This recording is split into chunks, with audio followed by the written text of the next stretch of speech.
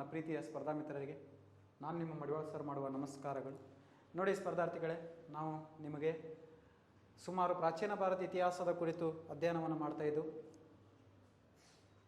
ಹೋದ ತರಗತಿಯಲ್ಲಿ ವರ್ಧನರು ಮತ್ತು ಕಂಚಿಯ ಪಲ್ಲವರ ಕುರಿತು ನಾವು ಹೋದ ಸಂಚಿಕೆಯಲ್ಲಿ ನಾವು ಅಧ್ಯಯನವನ್ನು ಮಾಡ್ತಾ ಇದ್ದೆವು. ಈಗ ಪ್ರಾಚೀನ ಭಾರತದ 13ನೇ ಅಧ್ಯಾಯ ಅಂತ ಹೇಳ್ಬೋದು. ಇದು ಸಂಗಮ ಯುಗ. ಪ್ರಾಚೀನ ಭಾರತದ 13ನೇ ಅಧ್ಯಾಯ ಆಗಿರ್ತಕ್ಕಂಥದ್ದು ಸಂಗಮ ಯುಗ. ಸಂಗಮ ಯುಗದ ನಂತರ ಬರ್ತಕ್ಕಂಥದ್ದು ತಂಜಾವೂರಿನ ಚೋಳರ ಕುರಿತು ಇವತ್ತೊಂದು ಸ್ವಲ್ಪ ಡಿಸ್ಕಸ್ ಮಾಡೋಣ. ಅದೇ ಇವತ್ತು ಇವೆರಡು ಅಧ್ಯಾಯ ಮಾಡಿದ್ರೆ ಪ್ರಾಚೀನ ಭಾರತ ಮುಗಿತು. ನೆಕ್ಸ್ಟ್ ಚಾರ್ಟ್ ಆಗೋದು ಏನಪ್ಪ ಅಂದರೆ ಮಧ್ಯಕಾಲೀನ ಭಾರತ ಇತಿಹಾಸ ಅಂತಕ್ಕಂಥದ್ದು ಆರಂಭ ಮಾಡ್ತೀವಿ. ಹಾಗಾದರೆ ಸಂಗಮ ಯುಗ ಅಂತಕ್ಕಂಥ ಸಂಗಮ ಯುಗದ ಕಾಲಘಟ್ಟ ಅಂದರೆ ಬಿಫೋರ್ ಡೇ 200ರಿಂದ ಆಫ್ಟರ್ ಡೇ 500ರವರೆಗೆ ಇರತಕ್ಕಂಥದ್ದೇ ಸಂಗಮ ಯುಗ. ಬಿಫೋರ್ ಡೇ 200ರಿಂದ ಆಫ್ಟರ್ ಡೇ 500. ಬಿಫೋರ್ ಡೇ ಅಂದರೆ ಸಾಮಾನ್ಯ ಶಕ ಪೂರ್ವ 200ರಿಂದ ಸಾಮಾನ್ಯ ಶಕ 500ರವರೆಗೆ ಇರ್ತಕ್ಕಂಥದ್ದು ಒಂದು ಸಂಗಮ ಯುಗ ಅಂತಕ್ಕಂಥ ನೋಡ್ತೀವಿ. ಸಂಗಮ ಯುಗ ಮೌರ್ಯರ ಸಮಕಾಲೀನ ಒಂದು ಯುಗ. ಮೌರ್ಯರ ಸಮಕಾಲೀನ ಯುಗವಾಗಿರ್ತಕ್ಕಂಥದ್ದು ಯಾವುದು? ಸಂಗಮ ಯುಗ ಅಂತ ನೋಡ್ತೀವಿ. ಆ ಸಂಗಮ ಯುಗದ ಬಗ್ಗೆ ನಾವು ಇದು ಸಿಂಪಲ್ ಆಗಿ ನೋಡೋಣ. ಬಟ್ ಪರೀಕ್ಷೆಯಲ್ಲಿ ಕೇಳೋದು ಸ್ವಲ್ಪ ಅಪರೂಪದ ಪ್ರಶ್ನೆಗಳಲ್ಲಿ ಆಗ್ತಾ ಇರ್ತವೆ. ಆದರೂ ಕೂಡ ನಾವು ಇದ್ರ ಬಗ್ಗೆ ಅಧ್ಯಯನವನ್ನು ಮಾಡಬೇಕಾಗ್ತದೆ. ಹಾಗಾದರೆ ಸಂಗಮ ಎಂದರೆ ಸೇರುವುದು ಅಥವಾ ಕೂಡುವುದು ಎಂದರ್ಥ. ಸಂಗಮ ಎಂದರೆ ಏನು? ಸೇರುವುದು ಅಥವಾ ಕೂಡುವುದು. ಸಂಗಮ ಸಾಹಿತ್ಯ ಎಂದರೆ ತಮಿಳು ಸಾಹಿತಿಗಳ ಕೂಟ ಅಂತ ಕರಿತೀವಿ. ಯಾವ ಸಾಹಿತ್ಯಗಳ ಕೂಟ? ತಮಿಳು ಸಾಹಿತ್ಯಗಳ ಕೂಟ. ಸಂಗಮ ಸಾಹಿತ್ಯ ಎಂದರೆ ತಮಿಳು ಸಾಹಿತ್ಯಗಳ ಕೂಟವನ್ನು ಸಂಗಮ ಯುಗ ಅಂತ ಕರಿತೀವಿ. ಸಂಗಮ ಸಾಹಿತ್ಯ ಕೂಟ. ಈ ಸಂಗಮ ಯುಗದ ಬಗ್ಗೆ ಪ್ರಚಾರ ಮಾಡ್ತಾ ಬಂದಿರತಕ್ಕಂಥವನು ಯಾರಂದರೆ ಅಗಸ್ತ್ಯ ಮುನಿ ಅಂತಕ್ಕಂಥವನು ಬರ್ತಾನೆ. ಈ ಅಗಸ್ತ್ಯ ಮುನಿ ಅಂತಕ್ಕಂಥವ್ರು ಇದರ ಬಗ್ಗೆ ಪ್ರಚಾರವನ್ನು ಮಾಡ್ತಾರೆ. ಯಾವ ಮುನಿ? ಅಗಸ್ತ್ಯ ಮುನಿ. ಅಗಸ್ತ್ಯ ಮುನಿ ಅಂತಕ್ಕಂಥ ಪ್ರಚಾರ ಮಾಡ್ತಾ ಬಂದಿದ್ದು ಯಾವ ಯುಗದ ಬಗ್ಗೆ? ಸಂಗಮ ಯುಗದ ಬಗ್ಗೆ. ಆದ್ದರಿಂದ ಸಂಗಮ ಸಾಹಿತ್ಯದ ಜನಕನೆಂದು ಯಾರನ್ನು ಕರೆಯುತ್ತಾರೆ ಅಂದರೆ ಅಗಸ್ತ್ಯ ಮುನಿಯನ್ನು ಕರಿತೀವಿ. ಅಗಸ್ತ್ಯ ಮುನಿಯನ್ನು ಸಂಗಮ ಸಾಹಿತ್ಯದ ಪಿತಾಮಹ ಅಥವಾ ಜನಕನೆಂದು ಕರೆಯುತ್ತೇವೆ. ಈ ಸಂಗಮ ಯುಗಕ್ಕೆ ಆಡಳಿತದಾಗ 5897 ಕವಿಗಳಿಗೆ 5897 ಕವಿಗಳಿಗೆ 197 ಪಾಂಡ್ಯರ ಅರಸರು ಆಶ್ರಯವನ್ನು ಕೊಡ್ತಾರೆ. 197 ಪಾಂಡ್ಯರು ಅಂದರೆ ಇದರ ಸಂಗಮ ಯುಗದ ಆಶ್ರಯ ಮನೆತನ, ಪ್ರಮುಖವಾದ ಮನೆತನ, ಮೊದಲ ಮನೆತನ ಅಂದರೆ ಪಾಂಡ್ಯರು. ಸಂಗಮ ಯುಗದ ಧರ್ಮಗಳಂದರೆ ಸನಾತನ ಧರ್ಮಗಳು. ನೆನಪಿನಲ್ಲಿಟ್ಕೊರಿ, ಸನಾತನ ಧರ್ಮ ಯಾವ ಯುಗದ ಧರ್ಮವಾಗಿತ್ತು? ಸಂಗಮ ಯುಗ. ಸನಾತನ ಧರ್ಮ ಅಂದರೆ ನಿಮಗೆ ಆಲ್ರೆಡಿ ವೇದಗಳ ಕಾಲ ಹೇಳುವಾಗ ಇಟ್ಟಿದ್ದೆ ನಾನು. ಸನಾತನ ಧರ್ಮ ಅಂತಕ್ಕಂಥದ್ದು. ಸನಾತನ ಧರ್ಮ ಅಂದರೆ ಹಿಂದೂ ಧರ್ಮ, ವೈದಿಕ ಧರ್ಮನೇ ಈಗಿನ ಹಿಂದೂ ಧರ್ಮ. ಆ ಸನಾತನ ಧರ್ಮಕ್ಕೆ ಸೇರಿದವರೇ ಸಂಗಮ ಯುಗದ. ಯಾವ ಧರ್ಮಕ್ಕೆ? ಸನಾತನ. ಈ ಕಾಲದಲ್ಲಿ ಶೈವರನ್ನ ಶಿವನನ್ನು ಪೂಜಿಸುವರನ್ನ ಶೈವರು, ವಿಷ್ಣುವನನ್ನು ಪೂಜಿಸುವರನ್ನ ವೈಷ್ಣವರು. ಶೈವ ಮತ್ತು ವಿಷ್ಣು ಅಂದರೆ ಶಿವ ಮತ್ತು ವಿಷ್ಣುವನನ್ನು ಪೂಜಿಸ್ತಾ ಬಂದಿರತಕ್ಕಂಥ ಒಂದು ಯುಗ ಅಂದರೆ ಸಂಗಮ ಯುಗ.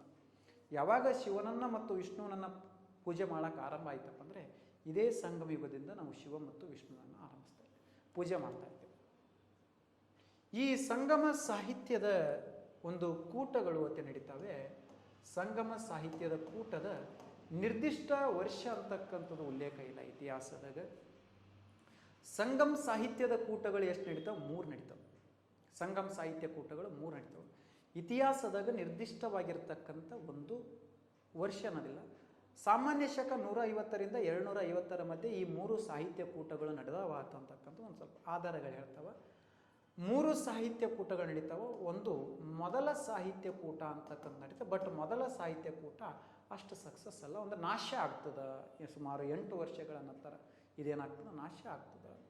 ಮೊದಲ ಸಾಹಿತ್ಯ ಕೂಟ ನಡೆದ ಸ್ಥಳ ಎಲ್ಲೈತೆ ಕೇಳ್ಬೋದು, ನೆನಪಿನಾಗಿಟ್ಕೊಡ್ರಿ. ಮೊದಲ ಸಾಹಿತ್ಯ ಕೂಟ ನಡೆದ ಸ್ಥಳ ತೀನ್ ಮಧುರೈ ಅಂತ ಬರ್ತದೆ. ಯಾನ್ ಮಧುರೈ, ತೀನ್ ಮಧುರೈ. ಎಷ್ಟನೇ ಸಾಹಿತ್ಯ ಕೂಟ ನಡೀತದೆ? ಮೊದಲ ಸಾಹಿತ್ಯ ಕೂಟ. ಮೊದಲ ಸಾಹಿತ್ಯ ಕೂಟ ನಡೆದ ಸ್ಥಳ ತಿನ್ ಮಧುರೈ. ಇದರ ಅಧ್ಯಕ್ಷ ಯಾರಾಗಿದ್ರು ಅಂದರೆ ಅಗಸ್ತ್ಯ ಮುನಿನೇ ಆಗಿತ್ತು. ಇದರ ಅಧ್ಯಕ್ಷ ಕೂಡ ಅಗಸ್ತ್ಯ ಮುನಿ ಆಗಿತ್ತು. ಎಷ್ಟೇ ಸಾಹಿತ್ಯ ಕೂಟದ ಅಧ್ಯಕ್ಷ? ಎರಡನೇ ಸಾಹಿತ್ಯ ಕೂಟದ ಅಧ್ಯಕ್ಷ ಯಾರಾಗಿದ್ದು ಕೂಡ ಮೊದಲ ಸಾಹಿತ್ಯ ಕೂಟದ ಅಧ್ಯಕ್ಷ ಕೂಡ ಯಾರಾಗಿದ್ದ? ಅಗಸ್ತ್ಯ ಮುನಿ ಆಗಿದ್ದ. ಇದು ತೀನ್ ಮಧುರೈದಾಗ ನಡೀತದ. ಇದು ಮುಂದೆ ಪ್ರವಾಹದಿಂದ ನಾಶ ಆಗ್ತದ ಅನ್ನೋದು ಇತಿಹಾಸದಾಗದ. ಅದಕ್ಕೆ ಈ ಸಾಹಿತ್ಯ ಕೂಟದ ಬಗ್ಗೆ ಅಷ್ಟೇನಿಲ್ಲ. ನಂತರ ನಡೆದಿರ್ತಕ್ಕಂಥದ್ದು ಎರಡನೇ ಸಾಹಿತ್ಯ ಕೂಟ ಅಂತಕ್ಕಂಥ ನಡೀತದ. ಎರಡನೇ ಸಾಹಿತ್ಯ ಕೂಟ ನಡೆದ ಸ್ಥಳ ಎಲ್ಲಿ ಅಂದರೆ ಕಾಪಟಪುರಂ ಅಂತಕ್ಕಂಥ ಪ್ರದೇಶದಾಗ ನಡೀತದೆ. ಕಾಪಟಪುರಂ ಅಂತಕ್ಕಂಥ ಪ್ರದೇಶದಾಗ ನಡೀತದ. ಇದರ ಅಧ್ಯಕ್ಷ ಯಾರು ಅಂದರೆ ಕಾಪಟಪುರಂನಲ್ಲಿ ನಡೆದ ಅಧ್ಯಕ್ಷ ಯಾರಂದರೆ ತುಳಕ್ ಪೆರಿಯರ್ ಅಂತಕ್ಕಂಥವ್ನು ಬರ್ತಾನೆ. ತುಳಕ್ ಪೆರಿಯರ್ ಅಂತಕ್ಕಂಥವನು ಎರಡನೇ ಸಾಹಿತ್ಯ ಕೂಟದ ಅಧ್ಯಕ್ಷ ಆಗ್ತದೆ. ತುಳಕ್ ಪೆರಿಯರ್, ಉಚ್ಚಾರಣೆ ಕರೆಕ್ಟ್ ಇರಲಿ. ತುಳಕ್ ಪೆರಿಯರ್ ಅಂತಕ್ಕಂಥದ್ದು ಈ ಸಾಹಿತ್ಯ ಕೂಟದ ಅಧ್ಯಕ್ಷತೆಯನ್ನು ವಹಿಸ್ಕೊತಾನೆ. ಇದೇ ಸಾಹಿತ್ಯ ಕೂಟದಲ್ಲಿ ತಮಿಳು ಸಾಹಿತ್ಯದ ಮೊದಲ ಒಂದು ವ್ಯಾಕರಣ ಗ್ರಂಥ ಅಂತಕ್ಕಂಥದ್ದು ರಚನೆ ಆಗ್ತದೆ. ತಮಿಳು ಸಾಹಿತ್ಯದ ಮೊದಲ ಒಂದು ವ್ಯಾಕರಣ ಗ್ರಂಥ ಅಂತಕ್ಕಂಥ ರಚನೆ ಆಗಿದ್ದು ಎಷ್ಟನೇ ಸಾಹಿತ್ಯ ಕೂಟದಾಗ ಅಂದರೆ ಎರಡನೇ ಸಾಹಿತ್ಯ ಕೂಟ. ಅದು ಯಾರಂದರೆ ತುಳಕ್ ಪೆರಿಯರನ್ನ ತುಳುಕ್ಪಿಯಂ ಅಂತಕ್ಕಂಥ ಒಂದು ಗ್ರಂಥ ಬರ್ತದ. ನೆನಪಿನಾಗಿಟ್ಕೋರಿ, ಇದು ತಮಿಳು ಸಾಹಿತ್ಯದ ಮೊದಲ ವ್ಯಾಕರಣ ಗ್ರಂಥ ಅಂತ ಕರಿತೀವಿ. ತಮಿಳು ಸಾಹಿತ್ಯದ ಮೊದಲ ವ್ಯಾಕರಣ ಗ್ರಂಥ ಯಾವುದಂದ್ರೆ ತುಳಕ್ ಪೆರಿಯರನ ತುಳಕ್ಪಿಯಂ ಅಂತಕ್ಕಂಥದ್ದು ತಮಿಳು ಸಾಹಿತ್ಯದ ಒಂದು ಮೊದಲ ವ್ಯಾಕರಣ ಗ್ರಂಥ ಅಂತ ಹೇಳ್ಬೋದು. ಹಾಗಾದ್ರೆ ಈ ತಮಿಳು ಸಾಹಿತ್ಯದಾಗ ಮತ್ತೆ ನಡೆದಿದ್ದು ಎಷ್ಟನೇ ಸಾಹಿತ್ಯ ಕೂಟ? ಮೂರನೇ ಸಾಹಿತ್ಯ ಕೂಟ. ಸಂಗಮ ಸಾಹಿತ್ಯದ ಮೂರನೇ ಸಾಹಿತ್ಯ ಕೂಟ ಅಂತಕ್ಕಂಥ ನಡೀತದ. ಏನು ಇದು ಮೊದಲ ಸಾಹಿತ್ಯ ಕೂಟ ಪ್ರವಾಹದಿಂದ ಕೊಚ್ಚಿ ಹೋಗಿತ್ತು, ನಾಶ ಆಗಿತ್ತು, ಅದೇ ಸ್ಥಳದಾಗ ಹೊಸ ಒಂದೊಂದು ಸ್ಥಳ ಉಂಟಾಗ್ತದ. ಅದೇ ಒಂದು ನಡೆದಿರ್ತಕ್ಕಂಥ ಸ್ಥಳ ಎಂದರೆ ಮಧುರೈದಾಗ ನಡೀತದೆ. ಮಧುರೈ. ಎರಡನೇ ಸಾಹಿತ್ಯ ಕೂಟ ನಡೆದಿದ್ದು ಕಾಪಟಪುರಂ, ಮೊದಲ ಸಾಹಿತ್ಯ ಕೂಟ ನಡೆದಿದ್ದು ತಿನ್ ಮಧುರೈ, ಮೂರನೇ ಸಾಹಿತ್ಯ ಕೂಟ ನಡೆದಿದ್ದು ಮಧುರೈ ಅಂದರೆ ಹೊಸ ಮಧುರೈ ಅಂತ. ಇದರ ಅಧ್ಯಕ್ಷತೆ ವಹಿಸಿಕೊಂಡವ ನಕ್ಕಿ ನಾರ ಅಂತಕ್ಕಂಥ ಬರ್ತಾರೆ. ಯಾವ ನಾರ? ನಕ್ಕಿ ನಾರ. ಎಷ್ಟನೇ ಸಾಹಿತ್ಯ ಕೂಟದ ಅಧ್ಯಕ್ಷತೆ? ಮೂರನೇ ಸಾಹಿತ್ಯ ಕೂಟ. ಇದು ನಡೆದಿರ್ತಕ್ಕಂಥ ಸ್ಥಳ ಮಧುರೈ. ಆದರೆ ಇಲ್ಲಿ ಏನಾಗ್ತದ? ತಮಿಳು ಸಾಹಿತ್ಯದ ಅವಳಿ ಗ್ರಂಥಗಳು ಅಂತಕ್ಕಂಥದ್ದು ರಚನೆ ಆಗ್ತದೆ. Very important. ತಮಿಳು ಸಾಹಿತ್ಯದ ಅವಳಿ ಗ್ರಂಥಗಳ ರಚನೆಯಾಗಿದ್ದು ಎಷ್ಟನೇ ಸಾಹಿತ್ಯ ಕೂಟದಾಗತ್ತೆ ಪ್ರಶ್ನೆ ಕೇಳಿದ್ರೆ ಮೂರನೇ ಸಾಹಿತ್ಯ ಕೂಟದಾಗ. ಯಾವ ಸಾಹಿತ್ಯದ ಅವಳಿ ಗ್ರಂಥಗಳ ರಚನೆ ಆಗ್ತದೆ ಅಂದರೆ ತಮಿಳು ಸಾಹಿತ್ಯದ ಅವಳಿ ಗ್ರಂಥಗಳ ರಚನೆ ಆಗ್ತದೆ. ತಮಿಳು ಸಾಹಿತ್ಯದ ಅವಳಿ ಗ್ರಂಥಗಳು ಒಂದು ಇಳಂಗೋ ವಡಿಗಲ್ಲನ ಶಿಲಪ್ಪದಿಗಾರಮ್ಮತೆ ಬರ್ತದೆ. ನೆನಪಿನ ಈ ಇಳಂಗೋ ವಡಿಗಲ್ಲನ ಶಿಲಪ್ಪದಿಗಾರಂ. ಇನ್ನೊಂದು ಚತ್ತಾರನ ಮಣಿಮೆಗಲೈಯತೆ ಬರ್ತದೆ. ಚತ್ತಾರನ ಅಥವಾ ಸತ್ತಾರನ ಮಣಿಮೆಗಲೈಯತೆ ಬರ್ತದೆ. ಈ ಮಣಿಮೆಗಲೈ ಅಂತಕ್ಕಂಥದ್ದು ಇವೆರಡು ಗ್ರಂಥಗಳು ತಮಿಳಿನ ಅವಳಿ ಗ್ರಂಥಗಳಾಗಿತ್ತು. ಯಾವುದರ ಅವಳಿ ಗ್ರಂಥಗಳು? ತಮಿಳು. ಶಿಲಪ್ಪದಿಗಾರಂ ಮತ್ತು ಮಣಿಮೆಗಲೈ ಅಂತಕ್ಕಂಥದ್ದು ತಮಿಳಿನ ಅವಳಿ ಗ್ರಂಥಗಳಾಗಿತ್ತು. ಯಾರ ಅವಳಿ ಗ್ರಂಥಗಳು? ತಮಿಳಿನ ಅವಳಿ ಗ್ರಂಥಗಳು ಶಿಲಪ್ಪದಿಗಾರಂ ಮತ್ತು ಮಣಿಮೆಗಲೈ. ಈ ಶಿಲಪ್ಪದಿಗಾರಂ ರಚಿಸಿದವ ಇಳಂಗೋ ವಡಿಗಲ್. ಈ ಮಣಿಮೆಗಲೈ ರಚಿಸಿದವ ಚತ್ತಾರ ಅಥವಾ ಸತ್ತಾರನ ಮಣಿಮೆಗಲೈ. ಇವುಗಳನ್ನ ತಮಿಳಿನ ಮಹಾಕಾವ್ಯಗಳು ಅಂತ ಕೂಡ ಕರಿತೀವಿ. ಇವುಗಳನ್ನ ಏನಂತೆ ಕರಿತೀವಿ? ತಮಿಳಿನ ಮಹಾಕಾವ್ಯಗಳು ಅಂತ ಕೂಡ ಕರಿತೀವಿ. ಹಾಗಾದ್ರೆ ಈ ತಮಿಳು ಸಾಹಿತ್ಯದ ಬೈಬಲ್ ಎಂದು ಯಾವುದಕ್ಕೆ ಕರಿತೀವಿ ಅಂತ ಕೇಳಿದ್ರೆ ತಮಿಳು ಸಾಹಿತ್ಯದ ಬೈಬಲ್ ಅಂದರೆ ತಿರುಕ್ಕುಳರನ. ನೆನಪಿನಾಗಿಟ್ಕೋರಿ, ತಿರುಕ್ಕುಳರನ ತಿರುವಳಂ ಅಂತಕ್ಕಂಥದ್ದು ಬರ್ತದ. ಈ ತಿರುವಳಂ ಅಂತಕ್ಕಂಥದ್ದು ತಮಿಳು ಸಾಹಿತ್ಯದ ಬೈಬಲ್.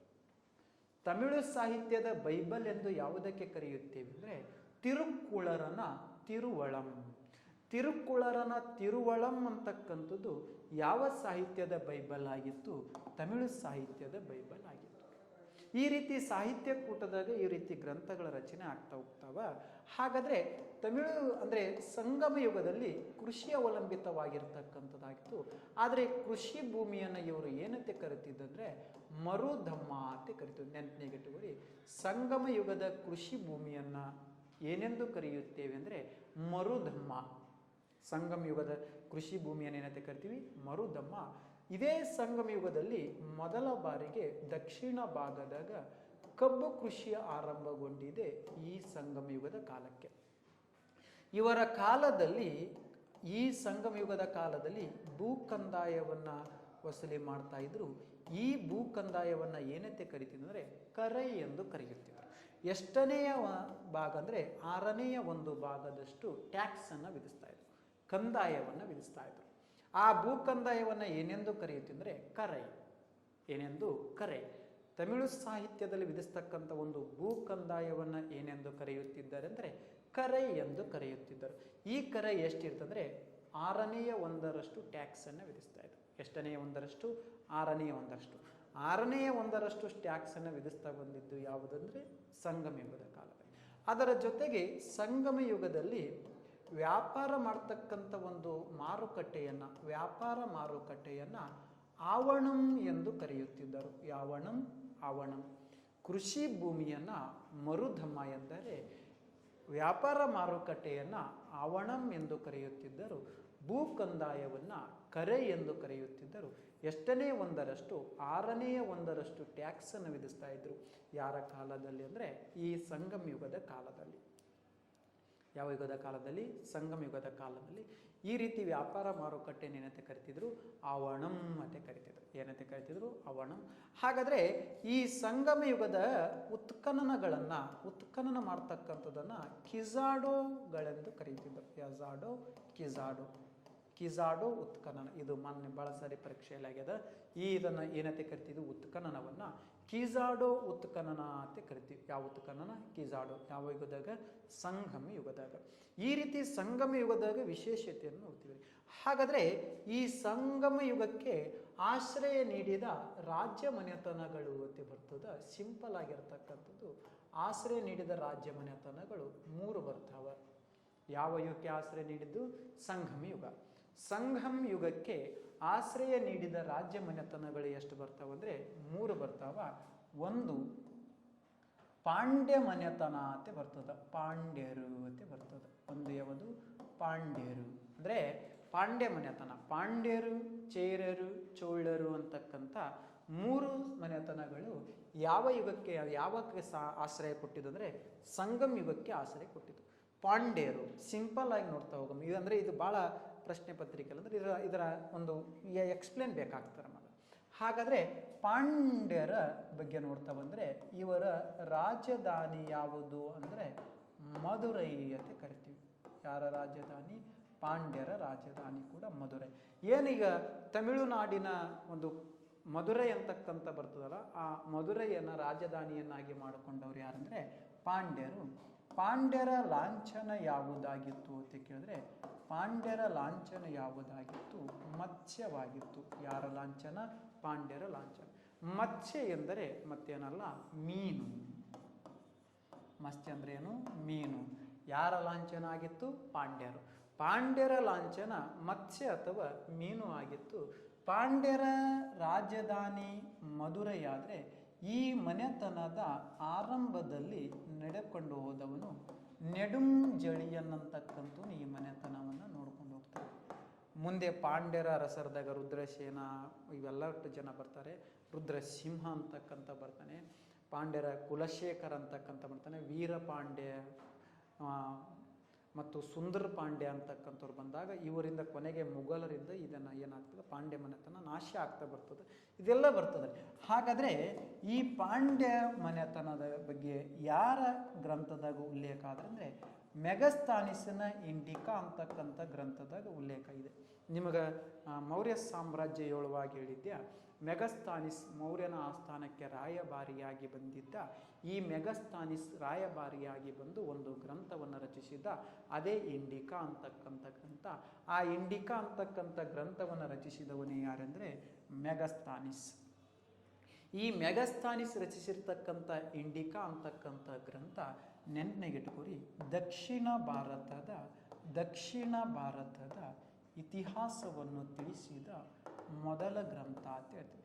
ಹೇಳ್ತಿತ್ತು ಈ ಇಂಡಿಕಾದಾಗ ಇಂಡಿಕಾದಾಗ ಹೇಳ್ತದ ಮಧುರೈ ವೈಗೈ ನದಿಯ ದಂಡೆಯ ಮೇಲೆ ಕಂಡು ಬರುತ್ತಿದ್ದು.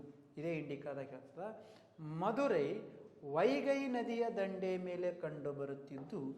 ಈ ಮಧುರೈ ಮುತ್ತುಗಳಿಗೆ ಪ್ರಸಿದ್ಧವಾಗಿದೆ ಅಂತ ಹೇಳ್ತೀವಿ. ಯಾವುದಕ್ಕೆ ಪ್ರಸಿದ್ಧವಾಗಿದೆ? ಮುತ್ತುಗಳಿಗೆ. ಮಧುರೈ ವೈಗೈ ನದಿಯ ದಂಡೆಯ ಮೇಲೆ ಕಂಡು ಬರುತ್ತಿದ್ದು ಮುತ್ತುಗಳಿಗೆ ಪ್ರಸಿದ್ಧವಾದ ನಗರ ಯಾವುದು ಎಂದರೆ ಮಧುರೈ ಅಂತ ಹೇಳ್ತಾರೆ. ಯಾವುದಕ್ಕೆ ಪ್ರಸಿದ್ಧವಾಗಿದೆ? ಮುತ್ತುಗಳಿಗೆ. ಹಾಗಾದರೆ ಮುತ್ತುಗಳಿಗೆ ಪ್ರಸಿದ್ಧವಾದ ನಗರ ಮಧುರೈ ಆದರೆ ಈ ಮಧುರೈ ಪ್ರಮುಖವಾಗಿರ್ತಕ್ಕಂಥ ಪಾಂಡ್ಯರ. ಹಾಗಾದರೆ ಇನ್ನೊಂದು ಮನೆತನ ಬರ್ತದ, ಪಾಂಡ್ಯರ ಮನೆತನ ನಂತರ ಇನ್ನೊಂದು ಚೇರರು ಅಂತ. ನೆನಪಿನಗಿಟ್ಟವರು ಚೇರರು ಅಂದರೆ ಇಂದಿನ ಏನು ಕೇರಳ ಅದಲ್ಲ, ಆ ಕೇರಳವನ್ನು ಆಳಿದವರೇ ಚೇರರು ಅಂತ ನೋಡ್ಬೋದು. ಏನನ್ನು ಆಳಿದವರು? ಕೇರಳ. ಏನೀಗ ಕೇರಳ ರಾಜ್ಯ ಅದಲ್ಲ, ಆ ಕೇರಳವನ್ನು ಆಳಿದವರೇ ಚೇರರು. ಕೇರಳವನ್ನು ಆಳಿದವರು. ಈ ಕೇರಳದ ತಿರುವಂಜಿ ಪಟ್ಟಣ ಅಂತ ಬರ್ತದೆ. ಅದೇ ತಿರುವಂಜಿಯನ್ನು ತಮ್ಮ ರಾಜಧಾನಿಯನ್ನಾಗಿ ಮಾಡಿಕೊಂಡವರೇ ಚೇರರು. ಚೇರರ ರಾಜಧಾನಿ ಯಾವುದಾಗಿತ್ತಂದರೆ ತಿರುವಂಜಿ ಆಗಿತ್ತು. ಚೇರರ ರಾಜಧಾನಿ ತಿರುವಂಜಿ ಆಗಿತ್ತು.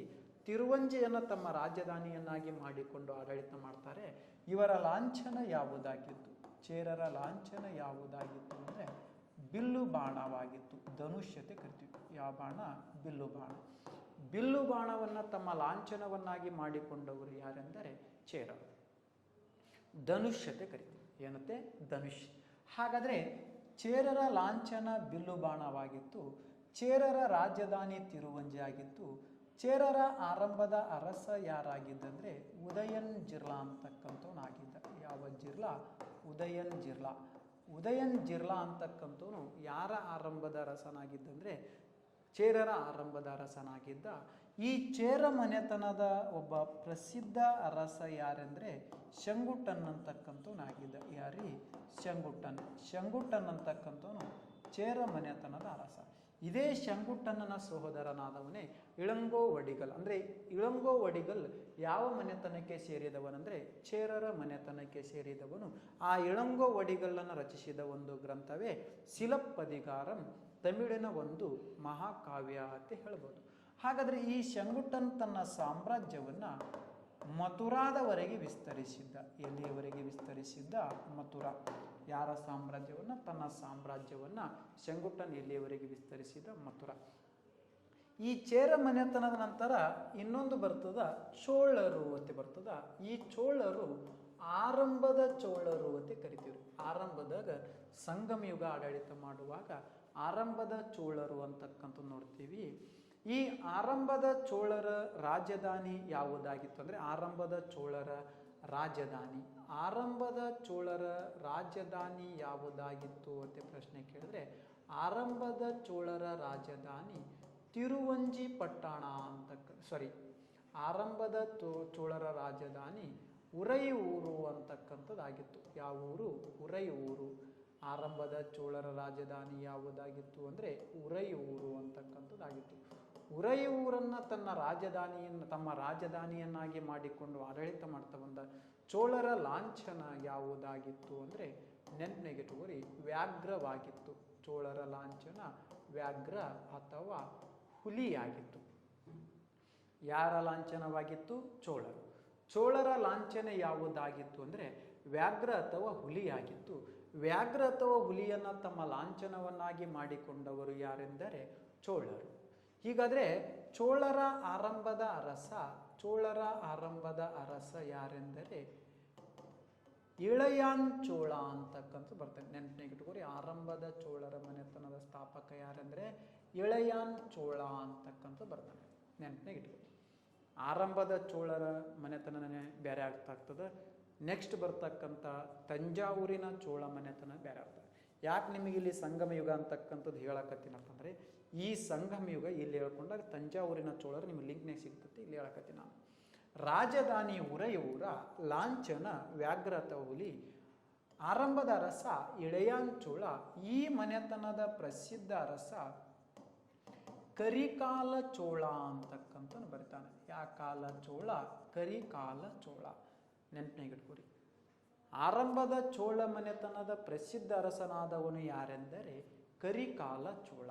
ಈ ಕರಿಕಾಲ ಚೋಳ ಅಂತಕ್ಕಂಥವನು ಆರಂಭದ ಚೋಳ ಮನೆತನದ ಪ್ರಸಿದ್ಧ ಅರಸನಾಗಿದ್ದು ಇವನು ಶ್ರೀಲಂಕಾದವನ್ನ ಗೆದ್ದುಕೊಂಡಿದ್ದ. ಅದರ ಜೊತೆಗೆ ಇವನು ವೆರಿ ಇಂಪಾರ್ಟೆಂಟ್, ಕಾವೇರಿ ಪಟ್ಟಣ, ತಮಿಳುನಾಡಿನಾಗ ಒಂದು ಕಾವೇರಿ ಪಟ್ಟಣ ಅಂತಕ್ಕಂಥ ಒಂದು ನಗರವನ್ನು ನಿರ್ಮಿಸಿದವನೇ ಇಳೆಯಾಂಚೋಳ. ಅಂದರೆ ಕರಿಕಾಲ ಚೋಳ. ಆರಂಭದ ಚೋಳರ ಎರಡನೇ ರಾಜಧಾನಿ ಅಥವಾ ಕರಿಕಾಲ ಚೋಳನ ರಾಜಧಾನಿ ಯಾವುದಾಗಿತ್ತು ಅಂತ ಪ್ರಶ್ನೆ ಕೇಳಿದರೆ ಕಾವೇರಿ ಪಟ್ಟಣ. ಕರಿಕಾಲ ಚೋಳ ಸಿಂಹಳವನ್ನು ಗೆದ್ದು ಅಲ್ಲಿಂದ ಸೈನಿಕರನ್ನ ಸೆರೆ ಹಿಡಿದು ತಂದು ದಕ್ಷಿಣ ಭಾರತದ ಮೊದಲ ಒಂದು ನೀರಾವರಿ ಅಣೆಕಟ್ಟನ್ನು ನಿರ್ಮಿಸಿದ್ದ ಅಂತ ಹೇಳ್ತಾರೆ. ಹಾಗಾದರೆ ದಕ್ಷಿಣ ಭಾರತದ ಮೊದಲ ನೀರಾವರಿ ಅಣೆಕಟ್ಟು ಯಾವುದನ್ನೋದನ್ನು ಕಮೆಂಟ್ ಮಾಡಿ. ದಕ್ಷಿಣ ಭಾರತದ ಮೊದಲ ನೀರಾವರಿ ಅಣೆಕಟ್ಟನ್ನು ನಿರ್ಮಿಸಿದವನೇ ಯಾರೆಂದರೆ ಕರಿಕಾಲ ಚೋಳ ಅಂತಕ್ಕಂಥ ನೋಡ್ತೀವಿ. ಈ ಕರಿಕಾಲ ಚೋಳನಿಂದ ನಿರ್ಮಾಣಗೊಂಡಿರ್ತಕ್ಕಂಥ ದಕ್ಷಿಣ ಭಾರತದ ಮೊದಲ ನೀರಾವರಿ ಅಣೆಕಟ್ಟು ಅಂತ ನೋಡ್ತೀವಿ ರೀ. ಅದು ಎಲ್ಲಿಂದ ಸಿಂಹಳದಿಂದ ಸೆರೆ ಹಿಡಿದು ತಂದ ಸೈನಿಕರಿಂದಲೇ ಕಟ್ತಾರೆ. ಹಾಗಾದರೆ ಕರಿಕಾಲ ಚೋಳ ನಂತರ ಈ ಚೋಳ ಮನೆತನ ಅಷ್ಟು ಬಲಿಷ್ಠವಾಗಲ್ಲ. ಈ ಆರಂಭದ ಚೋಳ ಮನೆತನದ ಕೊನೆ ಅರಸ ಯಾರೆಂದರೆ ಶಂಗುಣನ್ ಅಂತಕ್ಕಂಥ ಬರ್ತಾನೆ. ಯಾವ ಚೋಳರ ಕೊನೆ ಅರಸ? ಆರಂಭದ ಚೋಳರು. ಈ ಆರಂಭದ ಚೋಳ ಮನೆತನವನ್ನ 3 ಶತಮಾನದವರೆಗೆ ಪಲ್ಲವರಿಂದ ಏನಾಗ್ತದೆ, ತಮ್ಮ ಅಧಿಕಾರವನ್ನ ತಮ್ಮ ಅಸ್ತಿತ್ವವನ್ನು ಕಳ್ಕೊಂಡಿರ್ತವೆ. 3 ಶತಮಾನದವರೆಗೆ ಯಾರಿಂದ ತಮ್ಮ ಅಸ್ತಿತ್ವವನ್ನು ಕಳ್ಕೊಂಡಿರ್ತದೆ ಅಂದರೆ ಪಲ್ಲವರಿಂದ ತಮ್ಮ ಅಸ್ತಿತ್ವವನ್ನು ಕಳೆದುಕೊಂಡಿರ್ತಕ್ಕಂಥವ್ರು ಯಾರಪ್ಪ ಅಂದರೆ ಈ ಆರಂಭದ ಚೋಳರು. ಯಾವಾಗ ಈ ಆರಂಭದ ಚೋಳರ ಅಸ್ತಿತ್ವ ಮತ್ತೆ ಬರ್ತದಪ್ಪ ಅಂದರೆ ವಿಜಯಾಲ ಚೋಳ ಅಂತಕ್ಕಂಥವನು ಬರ್ತಾನೆ. ಅವನು ಏನು ಮಾಡ್ತಾನೆ, ಇಡೀ ಪಲ್ಲವರನ್ನ ಬದಿಗೊಟ್ಟಿ ಸ್ವತಂತ್ರವಾಗಿ ಆಳಕ ತನ್ನದೇ ಆಗಿರ್ತಕ್ಕಂಥ ಒಂದು ಮನೆತನವನ್ನು ಸ್ಥಾಪಿಸ್ಕೊಂಡಾಡ್ತಾನೆ. ಅದೇ ಒಂದು ಪ್ರಾಚೀನ ಭಾರತದ ಕೊನೆಯ ಘಟ್ಟವಾಗಿರ್ತಕ್ಕಂಥದ್ದೇ ತಂಜಾವೂರಿನ ಚೋಳರು ಅಂತ ಬರ್ತಾರೆ. ಯಾವ ಭಾರತದ ಕೊನೆಯ ಅಧ್ಯಾಯ? ಪ್ರಾಚೀನ ಭಾರತದ ಕೊನೆಯ ಅಧ್ಯಾಯ. ಅದೇ ಯಾವುದಂದ್ರೆ ತಂಜಾವೂರಿನ ಚೋಳರು ಅಂತಕ್ಕಂಥದ್ದು ಬರ್ತದೆ. ಯಾವ ಊರಿನ ಚೋಳರು? ತಂಜಾವೂರಿನ ಚೋಳರು. ತಂಜಾವೂರಿನ ಚೋಳ ಮನೆತನದ ಬಗ್ಗೆ ನೋಡ್ತಾ ಹೋಗೋಣ. ಈ ತಂಜಾವೂರಿನ ಚೋಳ ಮನೆತನದ ರಾಜಧಾನಿಯೇ ತಂಜಾವೂರು, ತಮಿಳುನಾಡಿನ ತಂಜಾವೂರು. ಈ ಮನೆತನವನ್ನ ಸ್ಥಾಪಿಸಿಕೊಂಡವನೇ ವಿಜಯಾಲ ಚೋಳ ಅಂತಕ್ಕಂಥವನು ಬರ್ತಾನೆ. ಯಾಯಾಲ ಚೋಳ? ವಿಜಯಾಲ ಚೋಳ. ಪಲ್ಲವರಿಂದ ಅವರನ್ನು ಬದಿಗಿಟ್ಟು ಆಡಳಿತ ಮಾಡ್ತಾ ಬರ್ತಾನೆ. ಈ ವಿಜಯಾಲ ಚೋಳ ಆರಂಭದ ಚೋಳ ಮನೆತನ ಅಲ್ಲ, ತಂಜಾವೂರಿನ ಚೋಳ ಮನೆತನವನ್ನು ಸ್ಥಾಪಿಸಿಕೊಂಡು, ಅಂದರೆ ಚೋಳ ಮನೆತನವನ್ನು ಪುನರ್ ಸ್ಥಾಪಿಸಿಕೊಂಡು ತಂಜಾವೂರನ್ನು ತಮ್ಮ ರಾಜಧಾನಿಯನ್ನಾಗಿ ಮಾಡಿಕೊಂಡು ಆಡಳಿತ ಮಾಡ್ತಾ ಬಂದವನೇ ಯಾರೆಂದರೆ ವಿಜಯಾಲ ಚೋಳ ಅಂತಕ್ಕಂಥ ಬರ್ತಾನೆ. ಯಾವ ಚೋಳ ಮನೆತನ? ಅದೇ ಚೋಳ ಮನೆತನ ಪುನರ್ ಸ್ಥಾಪಿಸ್ಕೊಂಡ ಚೋಳ ಮನೆತನದ ಪುನರ್ಸ್ಥಾಪಕ ಅಂತ ಕರಿತೀವಿ ನಮ್ಮ ವಿಜಯಾಲ ಚೋಳ. 850ರಿಂದ 871ರವರೆಗೆ ಇವ ಆಗ್ತಾನೆ. ಇವನ ನಂತರ ಆಡಳಿತ ಮಾಡಿದವರು ಆದಿತ್ಯ ಚೋಳ ಅಂತಕ್ಕಂಥ ಬರ್ತಾನೆ. 1ನೇ ಆದಿತ್ಯ ಚೋಳ ಅಂತಕ್ಕಂಥ ಬರ್ತಾನೆ. 1ನೇ ಆದಿತ್ಯ ಚೋಳ 871ರಿಂದ 905 ತನಕ ಆಗ್ತಾನೆ. 1ನೇ ಆದಿತ್ಯ ಚೋಳ. ಇವನಿಗೆ ಒಂದು ಬಲಿಷ್ಠವಾದ ಬಿರುದಿತ್ತು. ಯಾಕಂದ್ರೆ ಇಡೀ ಪಲ್ಲವರನ್ನ ಸಂಪೂರ್ಣವಾಗಿ ನಾಶ ಮಾಡಿ ಇಡೀ ಕಂಚಿಯನ್ನು ಆಕ್ರಮಿಸಿಕೊಂಡು ಕಂಚಿಕೊಂಡನೆಂಬ ಬಿರುದನ್ನು ಧರಿಸಿದ ಇದು ಚೋಳರ ದೊರೆ ಯಾರತೆ ಪ್ರಶ್ನೆ ಕೇಳ್ತಾರೆ. 1ನೇ ಆದಿತ್ಯ ಚೋಳ. ಏನೆಂದು ಬಿರುದು ಪಡ್ಕೊಂಡ? ಕಂಚಿಕೊಂಡ. ಕಂಚಿಕೊಂಡನೆಂಬ ಬಿರುದನ್ನು ಧರಿಸಿದ ಚೋಳ ದೊರೆ ಯಾರೆಂದರೆ 1ನೇ ಆದಿತ್ಯ ಚೋಳ. 871ರಿಂದ 905 ತನಕ ಆಗ್ತಾನೆ. 871ರಿಂದ 905. ಈ 1ನೇ ಆದಿತ್ಯ ಚೋಳನು ಕಂಚಿಕೊಂಡನಾದರೆ ಇದೇ ವಿಜಯಾಲ ಚೋಳನು ತಂಜಾವೂರನ್ನು ಪುನರ್ ಸ್ಥಾಪಿಸಿಕೊಂಡು ಆಡಳಿತ ಮಾಡ್ತಾ ಬಂದವನು ವಿಜಯಾಲ ಚೋಳ. ಚತುರ್ವೇದ ಮಂಗಳಂ ಎಂಬ ಬ್ರಾಹ್ಮಣರಿಗೋಸ್ಕರ ಅಗ್ರಹಾರಗಳು ನಿರ್ಮಿಸ್ತದೆ. ನೆನಪಿನಗಿಟ್ಕೋರಿ, ಅಗ್ರಹಾರಗಳೆಂದರೆ ಬ್ರಾಹ್ಮಣರು ವಾಸಿಸುವ ಸ್ಥಳವನ್ನು ಅಗ್ರಹಾರತೆ ಕರಿತೀವಿ. ಇನ್ನೊಂದು ಹಿಂದೆ ನಮ್ಮ ಪ್ರಾಚೀನ ಕಾಲದಲ್ಲಿ ಶಿಕ್ಷಣವನ್ನು ಕೊಡ್ತಕ್ಕಂಥ ಸ್ಥಳಗಳನ್ನು ಕೂಡ ಅಗ್ರಹಾರಗಳೆಂದು ಕೂಡ ಕರಿತೀವಿ. ಪ್ರಾಚೀನ ಕಾಲದಲ್ಲಿ ಏನು ನಾವು ಈಗ ಶಿಕ್ಷಣ ಕೊಡ್ತಾ ಇದ್ದೀವಲ್ಲ, ನಿಮ್ಗೆ ಆನ್ಲೈನ್ದಾಗ ಕೊಡ್ತೀವಲ್ಲ, ಈಗ ನೀವು ಕೂತ್ಕೊಂಡು ಮನೆಗೆ ಕೇಳಕತ್ತೀರಿ, ಅವಾಗ ಅಗ್ರಹಾರಗಳಿಗೆ ಹೋಗಿ ಕಲಿತಾ ಇದ್ರು. ಈಗ ನೋಡ್ರಿ ಮನೆಯಲ್ಲೇ ಕೂತ್ಕೊಂಡು ನಿಮ್ಮ ಮೊಬೈಲ್ದಾಗ ನೋಡ್ಕೊಂಡು ನಮ್ಮ ಕ್ಲಾಸನ್ನು ಕೇಳ್ತಾ ಇದ್ವಿ. ಅವಾಗಿಲ್ರಿ, ಅಗ್ರಹಾರಗಳತ್ತಿದ್ದು ಪ್ರಾಚೀನ ಕಾಲದಾಗ. ಆ ಅಗ್ರಹಾರದಾಗ ಇದೇ ಬ್ರಾಹ್ಮಣರ ಶಿಕ್ಷಣವನ್ನು ಕೊಡ್ತಾ ಇದ್ರು. ಪ್ರಾಚೀನ ಕಾಲದಲ್ಲಿ ಶಿಕ್ಷಣವನ್ನು ಕೊಡುವ ಸ್ಥಳಗಳನ್ನು ಏನೆಂದು ಕರೆಯುತ್ತಾರೆ ಅಂದರೆ ಅಗ್ರಹಾರಗಳು, ಗುರುಕುಲಗಳು ಅಂತ ಕರೀತಿದ್ರು. ಅದು ಬ್ರಾಹ್ಮಣರು ವಾಸಿಸುವ ಸ್ಥಳ. ಅಂದರೆ ಆವಾಗಿನ ಪಾಠ ಕೊಡುವವರೇ ಬ್ರಾಹ್ಮಣರಾಗಿದ್ದರು. ಅದಕ್ಕೆ ಈಗ ಇರ್ತಕ್ಕಂಥ ಬ್ರಾಹ್ಮಣರ ಸ್ಥಳಗಳನ್ನು ಅಗ್ರಹಾರಗಳು ಅಂತ ಕರಿತಿರ್ತೀವಿ ಇತಿಹಾಸದ ಮೂಲ. ಅದಕ್ಕೆ ಅಗ್ರಹಾರಗಳನ್ನು ನಿರ್ಮಿಸ್ತಾ ಇದ್ದ ಬ್ರಾಹ್ಮಣರಿಗೋಸ್ಕರ. ಆರಂಭ ಮಾಡಿದವನು ಇವನೇ ವಿಜಯಾಲ ಚೋಳ. ಹಾಗಾದರೆ ಈ 1ನೇ ಆದಿತ್ಯ ಚೋಳ ನಂತರ ಅಧಿಕಾರಕ್ಕೆ ಬಂದವನೇ 1ನೇ ಪರಾಂತಕ ಚೋಳ ಅಂತಕ್ಕಂಥ ಬರ್ತಾನೆ. ಎಷ್ಟನೇ ಪರಾಂತಕ ಚೋಳ? 1ನೇ ಪರಾಂತಕ ಚೋಳ ಅಂತಕ್ಕಂಥ ಬರ್ತಾನೆ. ಯಾರ ನಂತರ ಅಧಿಕಾರಕ್ಕೆ ಬಂದವನು? 1ನೇ ಆದಿತ್ಯ ಚೋಳ. 1ನೇ ಆದಿತ್ಯ ಚೋಳ ನಂತರ ಅಧಿಕಾರಕ್ಕೆ ಬಂದ 1ನೇ ಪರಾಂತಕ ಚೋಳ 905ರಿಂದ 955ರವರೆಗೆ ಈ ಮನೆತನವನ್ನು ಆತಾನೆ. ಎಲ್ಲಿಂದ ಎಲ್ಲಿವರೆಗೆ? 905ರಿಂದ 955.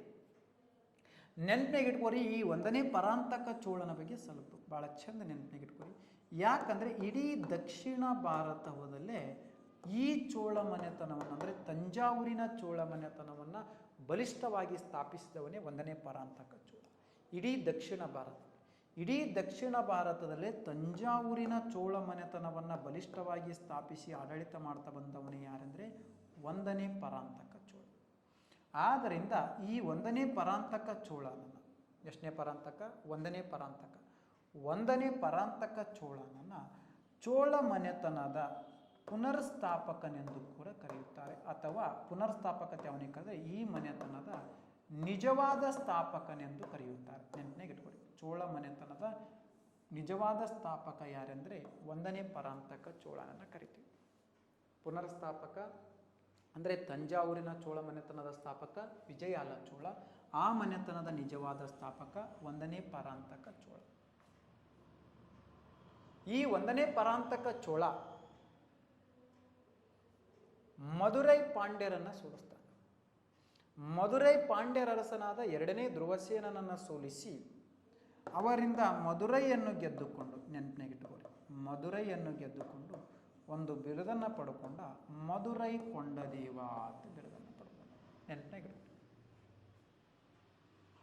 ಕಂಚಿಯನ್ನು ಆಕ್ರಮಿಸಿಕೊಂಡು ಕಂಚಿ ಕೊಂಡನೆಂಬ ಬಿರುದನ್ನು ಪಡ್ಕೊಂಡ ಆದಿತ್ಯ ಚೋಳ. ಇದು ಪ್ರಶ್ನೆ ಆಗ್ತದೆ.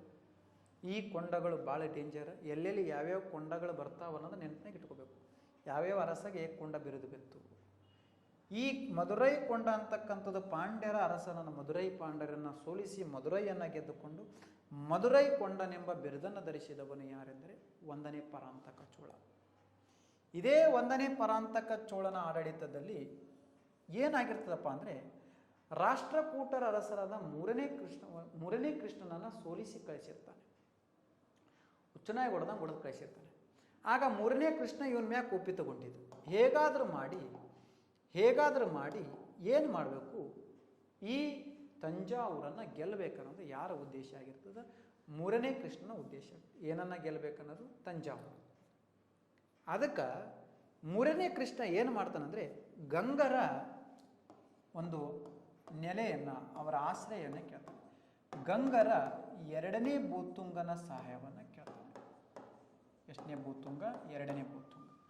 ಗಂಗರ 2ನೇ ಭೂತುಂಗನ ಸಹಾಯವನ್ನು ಕೇಳ್ತಾನೆ 3ನೇ ಕೃಷ್ಣ ರಾಷ್ಟ್ರಕೂಟರ ದೊರೆ.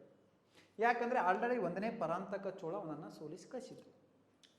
ಆ ಸೋಲಿಸಿ ಕಳಿಸಿದ ಸೇಡು, ಅದರ ಸಿಟ್ಟನ್ನು ಅದನ್ನು ಹೋಗ್ಲಾಡಿಸ್ಬೇಕು, ಅದನ್ನು ಈಡೇರಿಸ್ಕೋಬೇಕು. ಆ ಸಿಟ್ಟನ್ನು ಕಡಿಮೆ ಮಾಡ್ಕೋಬೇಕು. ಆ ಏನಂತಾರಲ್ಲ, ಅದು ಕ್ರಿಯೆಗೆ ಪ್ರತಿಕ್ರಿಯೆ. ಅಂದರೆ ಅವ ಸೋಲಿಸನತ್ತೆ, ಅವನನ್ನು ಸೋಲಿಸ್ಬೇಕತ್ತೆ ಒಂದು ಏನು ಮಾಡ್ತಾನೆ, ಪಣ ತೊಡ್ತಾನೆ. ಯಾರು? 1ನೇ ಪರಾಂತಕ ಚೋಳ. ಅದಕ್ಕೆ ನಾವೊಬ್ಬನೇ ಹೋದ್ರೆ ನಡೆಯಲಿ, ಇವನಿಗೆ ನನಗೆ ಹೋದ್ರೆ ಹುಚ್ಚನಾಗಿ ಹೊಡೆದಂಗೆ ಆಲ್ರೆಡಿ ಹೊಡೆದು ಕಳಿಸ್ಯಾನ, ನಂದು ಒಂದು ದಿನ ಸ್ವಲ್ಪ ಸೈನ್ಯ ಬಲಿಷ್ಠ ಮಾಡ್ಕೋಬೇಕು. ಅದಕ್ಕೆ ನಾನು ಗಂಗರ ಅರಸನ ಸಹಾಯವನ್ನು ಕೇಳಮ್ಮ ಮತ್ತೆ 2ನೇ ಭೂತುಂಗನ ಸಹಾಯವನ್ನು ಕೇಳ್ತಾರೆ. ಆಗ ಗಂಗರ 2ನೇ ಭೂತುಂಗನ ಸಹಾಯವನ್ನು ಪಡ್ಕೊಂಡಿರ್ತಕ್ಕಂಥ 3ನೇ ಕೃಷ್ಣ ಚೋಳರ ಮೇಲೆ ದಾಳಿ ಮಾಡ್ತಾನೆ. ಆ ದಾಳಿಯನ್ನೇ ತಕ್ಕೋಳಂ ಕದನ ಅಂತ ಕರಿತೀವಿ. ಆ ದಾಳಿಯನ್ನು ಏನಂತ ಕರಿತೀವಿ? ತಕ್ಕೋಳಂ ಕದನ. Very very important. ಎಕ್ಸಾಮ್ದಾಗ ಭಾಳ ಸಾರಿ ಎಕ್ಸಾಮ್ದಾಗ ಕೇಳೋಣ. ತಕ್ಕೋಳಂ ಕದನ ನಡೆದಿದ್ದು ಎಷ್ಟರಲ್ಲಿ ಅಂದರೆ 949. ಎಷ್ಟು 49? 949. ಯಾವ ಕದನ ನಡೀತದೆ? ತಕ್ಕೋಳಂ ಕದನ ನಡೀತದೆ. ತಕ್ಕೋಳಂ ಕದನ ಯಾರ ಮಧ್ಯೆ ನಡೆಯಿತು ಅಂತ ಪ್ರಶ್ನೆ ಕೇಳ್ತಾನೆ. ರಾಷ್ಟ್ರಕೂಟರು ಮತ್ತು ಚೋಳರ ಮಧ್ಯೆ ನಡೆಯುತ್ತದೆ. ರಾಷ್ಟ್ರಕೂಟರ ದೊರೆಯಾದ ಮೂರನೇ ಕೃಷ್ಣ ಗಂಗರ ಎರಡನೆಯ ಭೂತುಂಗನ ಸಹಾಯವನ್ನು ಪಡೆದುಕೊಂಡು, ರಾಷ್ಟ್ರಕೂಟರ ದೊರೆಯಾದ ಮೂರನೇ ಕೃಷ್ಣ ಗಂಗರ ಎರಡನೇ ಭೂತುಂಗನ ಸಹಾಯವನ್ನು ಪಡೆದುಕೊಂಡು ಏನನ್ನ ಗೆದ್ದುಕೊಂಡ? ಈ ತಂಜಾವೂರನ್ನ ಗೆದ್ದುಕೊಂಡು ಮೂರನೇ ಕೃಷ್ಣನಿಗೆ ಒಂದು ಬಿರುದು ಬರ್ತದೆ, ತಾಂಜೈಕೊಂಡ ಅಂತ ಬರ್ತದೆ. ಪ್ರಶ್ನೆ ಕೇಳ್ತಾರೆ, ರಾಷ್ಟ್ರಕೂಟರ ಯಾವ ದೊರೆಗೆ ತಾಂಜೈಕೊಂಡನೆಂಬ ಬಿರುದನ್ನು ಧರಿಸಿದಂದ್ರೆ ಮೂರನೇ ಕೃಷ್ಣ. ಯಾರನ್ನ ಸೋಲಿಸಿ? 1ನೇ ಪರಾಂತಕ ಚೋಳ. ಯಾವಾಗ ಈ ರಾಷ್ಟ್ರಕೂಟರ ಕೈಯಾಗ ಸೋತೋ ಮುಂದೆ ಏನಾಗ್ತದಪ್ಪ ಅಂದ್ರೆ ಆಡಳಿತದಾಗ ತಮ್ಮ ಅಧಿಕಾರದ ಅಸ್ತಿತ್ವವನ್ನು ಕಳ್ಕೊತ ಬರ್ತಾರೆ. ಇವನ ಆಡಳಿತದಲ್ಲಿ ಗ್ರಾಮಾಡಳಿತದ ಮ್ಯಾಗೆ ಹೆಚ್ಚು ಒಲವು ಕೊಡ್ತಾನ್ರಿ. 1ನೇ ಪರಾಂತಕ ಚೋಳ ಯಾವ ಆಡಳಿತದ ಮ್ಯಾಗೆ ಹೆಚ್ಚು ಒಲವು ಕೊಡ್ತಾನೆ? ಗ್ರಾಮಾಡಳಿತದ ಮ್ಯಾಗೆ ಹೆಚ್ಚು ಒಲವು ಕೊಡ್ತಾನೆ 1ನೇ ಪರಾಂತಕ ಚೋಳ. ಅತಿ ಹೆಚ್ಚು ಒಲವು ಕೊಟ್ಟಿದೆ ಯಾವ ಆಡಳಿತದ ಮ್ಯಾಗೆ? ಗ್ರಾಮಾಡಳಿತ. ಆದ್ದರಿಂದ ಈ 1ನೇ ಪರಾಂತಕ ಚೋಳ 919 ಅಥವಾ 20ರ ನಡುವೆ ಒಂದು ಶಾಸನ ಹೊಡೆಸ್ತಾನೆ. ಅದೇ ಒಂದು ಶಾಸನ ಉತ್ತರ ಮೇರೂರು ಶಾಸನ ಅಂತ ಬರ್ತದೆ. ಈ ಉತ್ತರ ಮೇರೂರು ಶಾಸನ ಚೋಳರ ಗ್ರಾಮಾಡಳಿತದ ಬಗ್ಗೆ ತಿಳಿಸುವ ಶಾಸನ. ಅದು ಹೊರಡಿಸಿದವನು ಯಾರಂದ್ರೆ 1ನೇ ಪರಾಂತಕ ಚೋಳ ಅಂತಕ್ಕಂಥ. ಈ 1ನೇ ಪರಾಂತಕ ಚೋಳ ಯಾವಾಗ ತಮ್ಮ ಅಧಿಕಾರದ ಚೋಳ ಮನೆತನದ ಅಧಿಕಾರದ ಅಸ್ತಿತ್ವ ರಾಷ್ಟ್ರಕೂಟರ ಕೈಯಾಗ ಸೋತು ಹಿಂಗಾಗ್ತದೋ ಮುಂದೆ ಕೆಲವು ವರ್ಷಗಳ ನಂತರ ತಮ್ಮ ಅಸ್ತಿತ್ವವನ್ನು ಅಂದರೆ ಅಧಿಕಾರದ ಬಲಿಷ್ಠತೆಯನ್ನು ಕಳ್ಕೊಂಡು ಬಿಡ್ತದೆ ಈ ಚೋಳ ಮನೆತನ. 955 ನಂತರ 85 ತಕ್ಕ 985 ತಕ್ಕ ತಮ್ಮ ಅಧಿಕಾರದ ಬಲಿಷ್ಠತೆಯನ್ನು ಕಳ್ಕೊತಾರೆ. ನಾಶಿಸಿ ಹೋಗಲ್ಲ, ಬಲಿಷ್ಠತೆಯನ್ನು ಕಳ್ಕೊಂಡು ಸಂಪೂರ್ಣ ಮರೆಮಾಚಿ ಬಿಡ್ತದೆ ಇತಿಹಾಸಕ್ಕೆ. ಇವು ನಂತರ ಅಧಿಕಾರಕ್ಕೆ ಬಂದ ಅರಸರಷ್ಟು ಬಲಿಷ್ಠತೆ ಇಲ್ಲ. ಆದಿತ್ಯ ಚೋಳನ ಮಗನ 1ನೇ ಆದಿತ್ಯ, 2ನೇ ಆದಿತ್ಯ, ಸುಂದರ ಚೋಳ, 2ನೇ ಸುಂದರ ಚೋಳತೆ ಬರ್ತಾನೆ. ಇವರೆಲ್ಲ ಬಲಿಷ್ಠತೆ ಇಲ್ಲ, ಅಂದರೆ ಮರೆಮಾಚಿ ಬಿಡ್ತದೆ ಇತಿಹಾಸದಾಗ. ಚೋಳ ಮನೆತನ, ತಂಜಾವೂರಿನ ಚೋಳ ಮನೆತನ ಮಧ್ಯದಾಗ ಏನಾಗ್ತದೆ 30 ವರ್ಷ ತಮ್ಮ ಅಧಿಕಾರದ ಒಂದು ಮರೆಮಾಚಿಕೆ ಬಲಿಷ್ಠತೆಯನ್ನು ಕಳ್ಕೊಂಡಾಗ ಮುಂದೆ ಇದೇ 2ನೇ ಸುಂದರ ಚೋಳನ ಮಗನಾಗಿರ್ತಕ್ಕಂಥವನೇ 1ನೇ ರಾಜ ಚೋಳ ಅಂತಕ್ಕಂಥವನ ಅಧಿಕಾರಕ್ಕೆ ಬರ್ತಾನೆ. ಯಾರ ನಂತರ ಅಧಿಕಾರಕ್ಕೆ ಬಂದವನು? 2ನೇ ಸುಂದರ ಚೋಳ. 2ನೇ ಸುಂದರ ಚೋಳನ ಮಗನೇ 1ನೇ ರಾಜ ಚೋಳ. 985ರಿಂದ 1014ರವರೆಗೆ ಈ ಮನೆತನವನ್ನು ಆಳಿದವನೇ 1ನೇ ರಾಜ ಚೋಳ. ಎಷ್ಟನೇ ರಾಜ ಚೋಳ? 1ನೇ ರಾಜ ಚೋಳ. 1ನೇ ರಾಜ ಚೋಳ ಚೋಳ ಮನೆತನವನ್ನಾಳಿದ ಒಬ್ಬ ಪ್ರಸಿದ್ಧ ದೊರೆ. ಯಾರ ಮಗನೆಂದರೆ 2ನೇಯ ಸುಂದರ ಚೋಳನ ಮಗ. ಎಷ್ಟನೆಯ ಸುಂದರ ಚೋಳ? 2ನೇಯ ಸುಂದರ ಚೋಳನ ಮಗನೇ ರಾಜ ಚೋಳ. ಚೋಳರ ಬಲಿಷ್ಠ ದೊರೆ. ಇವನು ಪಾಂಡ್ಯರನ್ನ ಸೋಲಿಸಿದ ಬಲಿಷ್ಠ ಚೇರರ ನೌಕಾಪಡೆಯನ್ನೇ ಧ್ವಂಸ ಮಾಡಿದ. ಬಲಿಷ್ಠ ಚೇರರ ನೌಕಾಪಡೆಯನ್ನು ಕೂಡ ಬಲಿಷ್ಠ. ಪಾಂಡ್ಯರನ್ನು ಮತ್ತು ಚೇರರನ್ನು ಸೋಲಿಸಿ ಒಂದು ಬಿರುದನ್ನು ಪಡ್ಕೊಂಡಿದ್ದ ಕೇರಳಾಂತಕ. ಕೇರಳವನ್ನು ಗೆದ್ದಲೆ. ಚೇರರ ಆಳದೇನು? ಕೇರಳಾಂತಕನೆಂಬ ಬಿರುದನ್ನು ಪಡ್ಕೊಂಡ. ಯಾರು? ರಾಜ ಚೋಳ.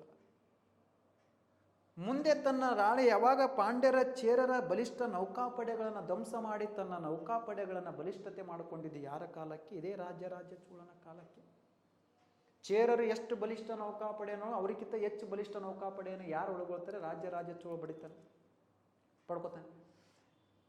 ಇಲ್ಲಿವರೆಗೂ ನಾವು ಇತಿಹಾಸದಾಗ ಓದುವಾಗ ಭಾರತದ ಮೇಲೆ ವಿದೇಶಿಯರ ದಾಳಿ ಅಂತಕ್ಕಂತ ನೋಡಿದ್ರೆ ಈ ರಾಜ ಚೋಳನ ಮತ್ತು ಇವನ ಮಗನಾದ ರಾಜೇಂದ್ರ ಚೋಳನ ಕಾಲಕ್ಕ ಭಾರತದಿಂದ ವಿದೇಶದ ಮೇಲೆ ದಾಳಿ ಅಂತಕ್ಕಂತ ನೋಡ್ತೀವಿ. ಇಲ್ಲಿಂದ ಭಾರತದಿಂದ ವಿದೇಶದ ಮೇಲೆ. ಅಷ್ಟು ಬಲಿಷ್ಠತೆಯನ್ನು ಒಳಗೊಂಡಿರ್ತಕ್ಕಂಥದ್ದು ಯಾರು? ಚೋಳರು. ಇವನು ಯಾವಾಗ ಪಾಂಡ್ಯರು ಚೇರರು ಕೇರಳ ಗೆದ್ದು ಮುಂದೆ ಸಿಂಹಳದ ಕಡೆಗೆ ತನ್ನ ದಾಳಿಯನ್ನು ನಡೆಸಿ ಸಿಂಹಳವನ್ನ ಗೆಳ್ತಾನೆ. ಅಲ್ಲಿನ ಎಷ್ಟನೇ ಅರಸ ಅಂದರೆ 5ನೇಯ ಮಹೇಂದ್ರನನ್ನು ಸೋಲಿಸಿ. ಆದರೆ ಸಿಂಹಳ ಗೆದ್ದು ತನ್ನ ಸಾಮ್ರಾಜ್ಯಕ್ಕೆ ಸೇರಿಸಿಕೊಳ್ಳಿಲ್ಲ. ಈ 5ನೇ ಮಹೇಂದ್ರನಿಂದ ಕಪ್ಪ ಕಾಣಿಕೆ ತೊಗೊಂಡ್ಬಿಡ್ತಾನೆ. ಎಷ್ಟನೇ ಮಹೇಂದ್ರನಿಂದ? 5ನೇ ಮಹೇಂದ್ರ. ಸಿಂಹಳವನ್ನು ಗೆದ್ದು ಸಿಂಹಳಾಂತಕನೆಂಬ ಬಿರುದನ್ನು ಪಡ್ಕೊಳ್ತಾನೆ. ಕೇರಳವನ್ನು ಗೆದ್ದು ಚೇರರನ್ನು ಸೋಲಿಸಿ ಕೇರಳಾಂತಕ, ಸಿಂಹಳವನ್ನು ಗೆದ್ದು ಸಿಂಹಳದ 5ನೇ ಮಹೇಂದ್ರನನ್ನು ಸೋಲಿಸಿ ಸಿಂಹಳಾಂತಕ ಅಂತಕ್ಕಂಥ ಪದವಿಯನ್ನು ಪಡ್ಕೊಳ್ತಾನೆ. ಯಾರು? ರಾಜರಾಜ. ಮುಂದೆ ಕಲ್ಯಾಣಿ ಅಂದರೆ ವೆಂಗಿಯ ಚಾಲುಕ್ಯ ಮನೆತನದ ಅರಸನಾಗಿರ್ತಕ್ಕ, ಅಂದ್ರೆ ಚಾಲುಕ್ಯ ಮನೆತನದಲ್ಲಿ ಕಲಹ ಆಗ್ತಿರ್ತದ. ಆ ಆಂತರಿಕ ಕಲಹವನ್ನು ಓಡಾಡಿಸಿ ಶಕ್ತಿವರ್ಮನನ್ನ ಸಿಂಹಾಸನದ ಮೇಲೆ, ಅಂದರೆ ಆ ವೆಂಗಿ ಚಾಲುಕ್ಯ ಮನೆತನದ ಸಿಂಹಾಸನದ ಮೇಲೆ ಶಕ್ತಿವರ್ಮನನ್ನ ಸಿಂಹಾಸನ ಮೇಲೆ ಕುಂದ್ರಿಸಿ ಅವನ ಸಹೋದರನಾದ, ಯಾರ ಸಹೋದರ? ಈ ಶಕ್ತಿವರ್ಮನ ಸಹೋದರ. ಆ ಶಕ್ತಿವರ್ಮನ ಸಹೋದರನಿಗೆ ಏನು ಮಾಡ್ತಾರೆ? ತನ್ನ ಮಗಳಾದ ಕುಂದ್ಯವ್ವಳನ್ನು ಕೊಟ್ಟು ಮದುವೆ ಮಾಡಿದ್ದ. ಯಾರವ್ವ? ಕುಂದ್ಯವ್ವ. ಅಂದರೆ ವೆಂಗಿಯ ಚಾಲುಕ್ಯ ಮನೆತನೊಡನೆ ವೈವಾಹಿಕ ಸಂಬಂಧವನ್ನು ಬೆಳೆಸ್ಕೊಳ್ಳಕ್ಕೆ ಆರಂಭ ಮಾಡ್ದ. ಯಾರು? 1ನೇ ರಾಜರಾಜ ಚೋಳ. ಯಾವ ಮನೆತನದೊಡನೆ ವೈವಾಹಿಕ ಸಂಬಂಧವನ್ನು ಬೆಳೆಸ್ಕೊಳ್ಳಕತ್ತ? ವೆಂಗಿಯ ಚಾಲುಕ್ಯನೊಡನೆ. ಅಲ್ಲಿನ ಆಂತರಿಕ ಕಲಹವನ್ನು ಹೋಗಲಾಡಿಸಿ ಶಕ್ತಿವರ್ಮನನ್ನ ಸಿಂಹಾಸನ ಮೇಲೆ ಮುಂದಿಸಿ ಅವನ ಸಹೋದರನಿಗೆ ಏನು ಮಾಡ್ತಾರೆ? ತನ್ನ ಮಗಳಾದ ಕುಂದ್ಯವ್ವಳನ್ನು ಕೊಟ್ಟು ಮದುವೆ ಮಾಡಿಸಿ ಅವರೊಡನೆ ಏನು ಮಾಡ್ದ? ವೈವಾಹಿಕ ಸಂಬಂಧವನ್ನು ಬೆಳೆಸ್ಕೊಳ್ಳಕತ್ತ. ಅಂದರೆ ಕೇವಲ ದಾಳಿಯಿಂದ ಮಾತ್ರ ತನ್ನ ಸಾಮ್ರಾಜ್ಯದ ವಿಸ್ತೀರ್ಣತೆ ಮಾಡಿದ. ಅವ ಏನು ಮಾಡ್ದಪ್ಪ ಅಂದರೆ ಕೇವಲ ದಾಳಿಯತೆಯಿಂದ ಮಾಡಲಿಲ್ಲ. ಇವ ಏನು ಮಾಡ್ತಾನಪ್ಪ ಅಂದರೆ ಇಡೀ ಏನು ಮಾಡ್ತಾನೆ? ವೈವಾಹಿಕ ಸಂಬಂಧದ ಮುಖಾಂತರ ಕೂಡ ಈ ತನ್ನ ಬಲಿಷ್ಠತೆಯನ್ನು ಕಾಪಾಡ್ಕೊಳ್ತಾನೆ. ಅದರ ಜೊತೆಗೆ ಈ 1ನೇ ರಾಜರಾಜ ಚೋಳ ತನ್ನ ಆಡಳಿತದಲ್ಲಿ 1000ದಲ್ಲಿ ಭೂಮಿಯನ್ನು ಅಳತೆ ಮಾಡಿದ್ದನು. ಏನನ್ನು ಅಳತೆ ಮಾಡಿದ? ಭೂಮಿಯನ್ನು ಅಳತೆ ಮಾಡಿ ಟ್ಯಾಕ್ಸನ್ನು ವಿಧಿಸ್ತಾ ಬರ್ತಾನೆ. ಅದರ ಜೊತೆಗೆ 1009ರಲ್ಲಿ, ನೆನಪಿನಾಗಿಟ್ಕೊರಿ, 1009ರಲ್ಲಿ ಇದೇ ತಂಜಾವೂರಿನಲ್ಲಿ ಒಂದು ಬೃಹದೇಶ್ವರ ದೇವಾಲಯವನ್ನು ಕಟ್ತಾನೆ. ಭಾರತದ ಅತ್ಯಂತ ದೊಡ್ಡ ಎತ್ತರದ ಶಿಖರವನ್ನೊಳಗೊಂಡ ದೇವಾಲಯ ಬೃಹದೇಶ್ವರ ದೇವಾಲಯವನ್ನು ಕಟ್ತಾನೆ. ಈ ಬೃಹದೇಶ್ವರ ದೇವಾಲಯವನ್ನು ರಾಜರಾಜೇಶ್ವರ ದೇವಾಲಯ ಎಂದು ಕೂಡ ಕರೆಯುತ್ತಾರೆ. ಈ ಬೃಹದೇಶ್ವರ ದೇವಾಲಯ ಜಗತ್ತಿನ ಮೊದಲ ಗ್ರಾನೈಟ್ ನಿರ್ಮಾಣದ ದೇವಾಲಯ. ಗ್ರಾನೈಟ್ ಅನ್ನು ಉಪಯೋಗಿಸಿರ್ತಕ್ಕಂಥದ್ದು.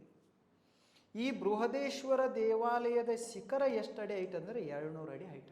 ಮೇಲ್ಗಡೆ ದೇವಾಲಯದ ಮೇಲ್ಗಡೆ ಇರತಕ್ಕಂಥ ಶಿಖರನೇ 200 ಅಡಿ ಹೈಟ್. ಅದು ಬೃಹದೇಶ್ವರ ದೇವಾಲಯನ ಕಟ್ಟದವನೇ ರಾಜರಾಜ ಚೋಳ. ಯಾವ ದೇವಾಲಯಗಳನ್ನು ಕಟ್ತಾನೆ? ಬೃಹದೇಶ್ವರ ದೇವಾಲಯ. ಬೃಹದೇಶ್ವರ ದೇವಾಲಯ ನಿರ್ಮಿಸಿದವನೇ ಯಾರೆಂದ್ರೆ ರಾಜರಾಜ ಚೋಳ. ಈ ರಾಜರಾಜ ಚೋಳ ಬೃಹದೇಶ್ವರ ದೇವಾಲಯಗಳನ್ನು ಕಟ್ತಾನೆ.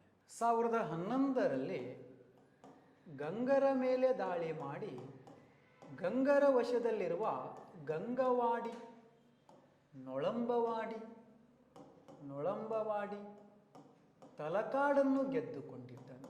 ಏನನ್ನ ಗೆದ್ದುಕೊಂಡಿದ್ದಂದ್ರೆ ತಲಕಾಡನ್ನು ಗೆದ್ದುಕೊಂಡಿದ್ದ. ಇವುಗಳನ್ನು ಗೆದ್ದುಕೊಂಡಿರ್ತಕ್ಕಂಥವನು ಯಾರಂದ್ರೆ ಈ ರಾಜ್ಯ ಚೋಳ. ತಲಕಾಡನ್ನು ಗೆದ್ದುಕೊಂಡು ಈ ತಲಕಾಡಿಗೆ ಏನೆಂದು ನಾಮಕರಣ ಮಾಡಿದ್ದಂದ್ರೆ ರಾಜರಾಜಪುರ ಎಂದು ನಾಮಕರಣ ಮಾಡಿದ್ದ. ಏನೆಂದು? ರಾಜರಾಜಪುರ. ಈ ರೀತಿ ದಾಳಿಯನ್ನು ಮಾಡಿರ್ತಕ್ಕಂಥ ಯಾರು? 1ನೇ ರಾಜರಾಜ ಚೋಳ. ತಲಕಾಡನ್ನು ಗೆದ್ದುಕೊಂಡು ಅದಕ್ಕೆ ಏನೆಂದು ನಾಮಕರಣ ಮಾಡಿಕೊಂಡ? ರಾಜರಾಜಪುರ.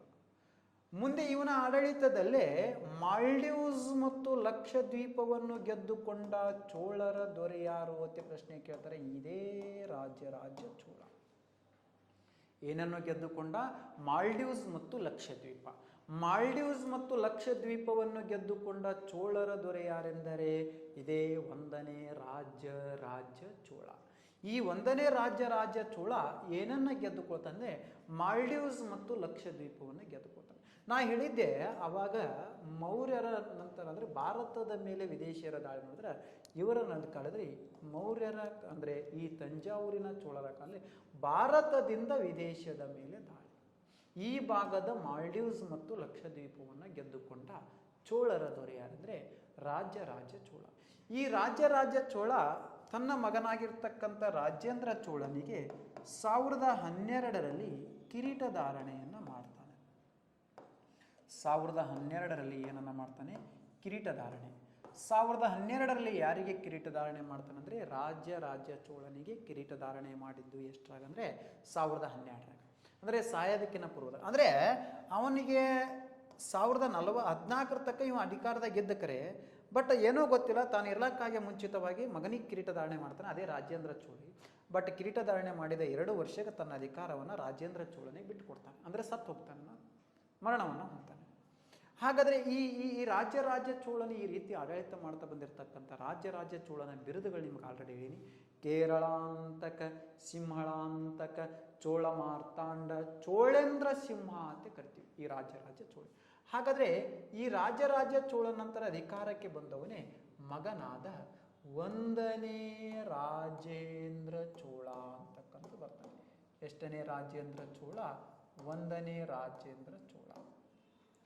ಯಾರ ನಂತರ ಅಧಿಕಾರಕ್ಕೆ ಬಂದವನು?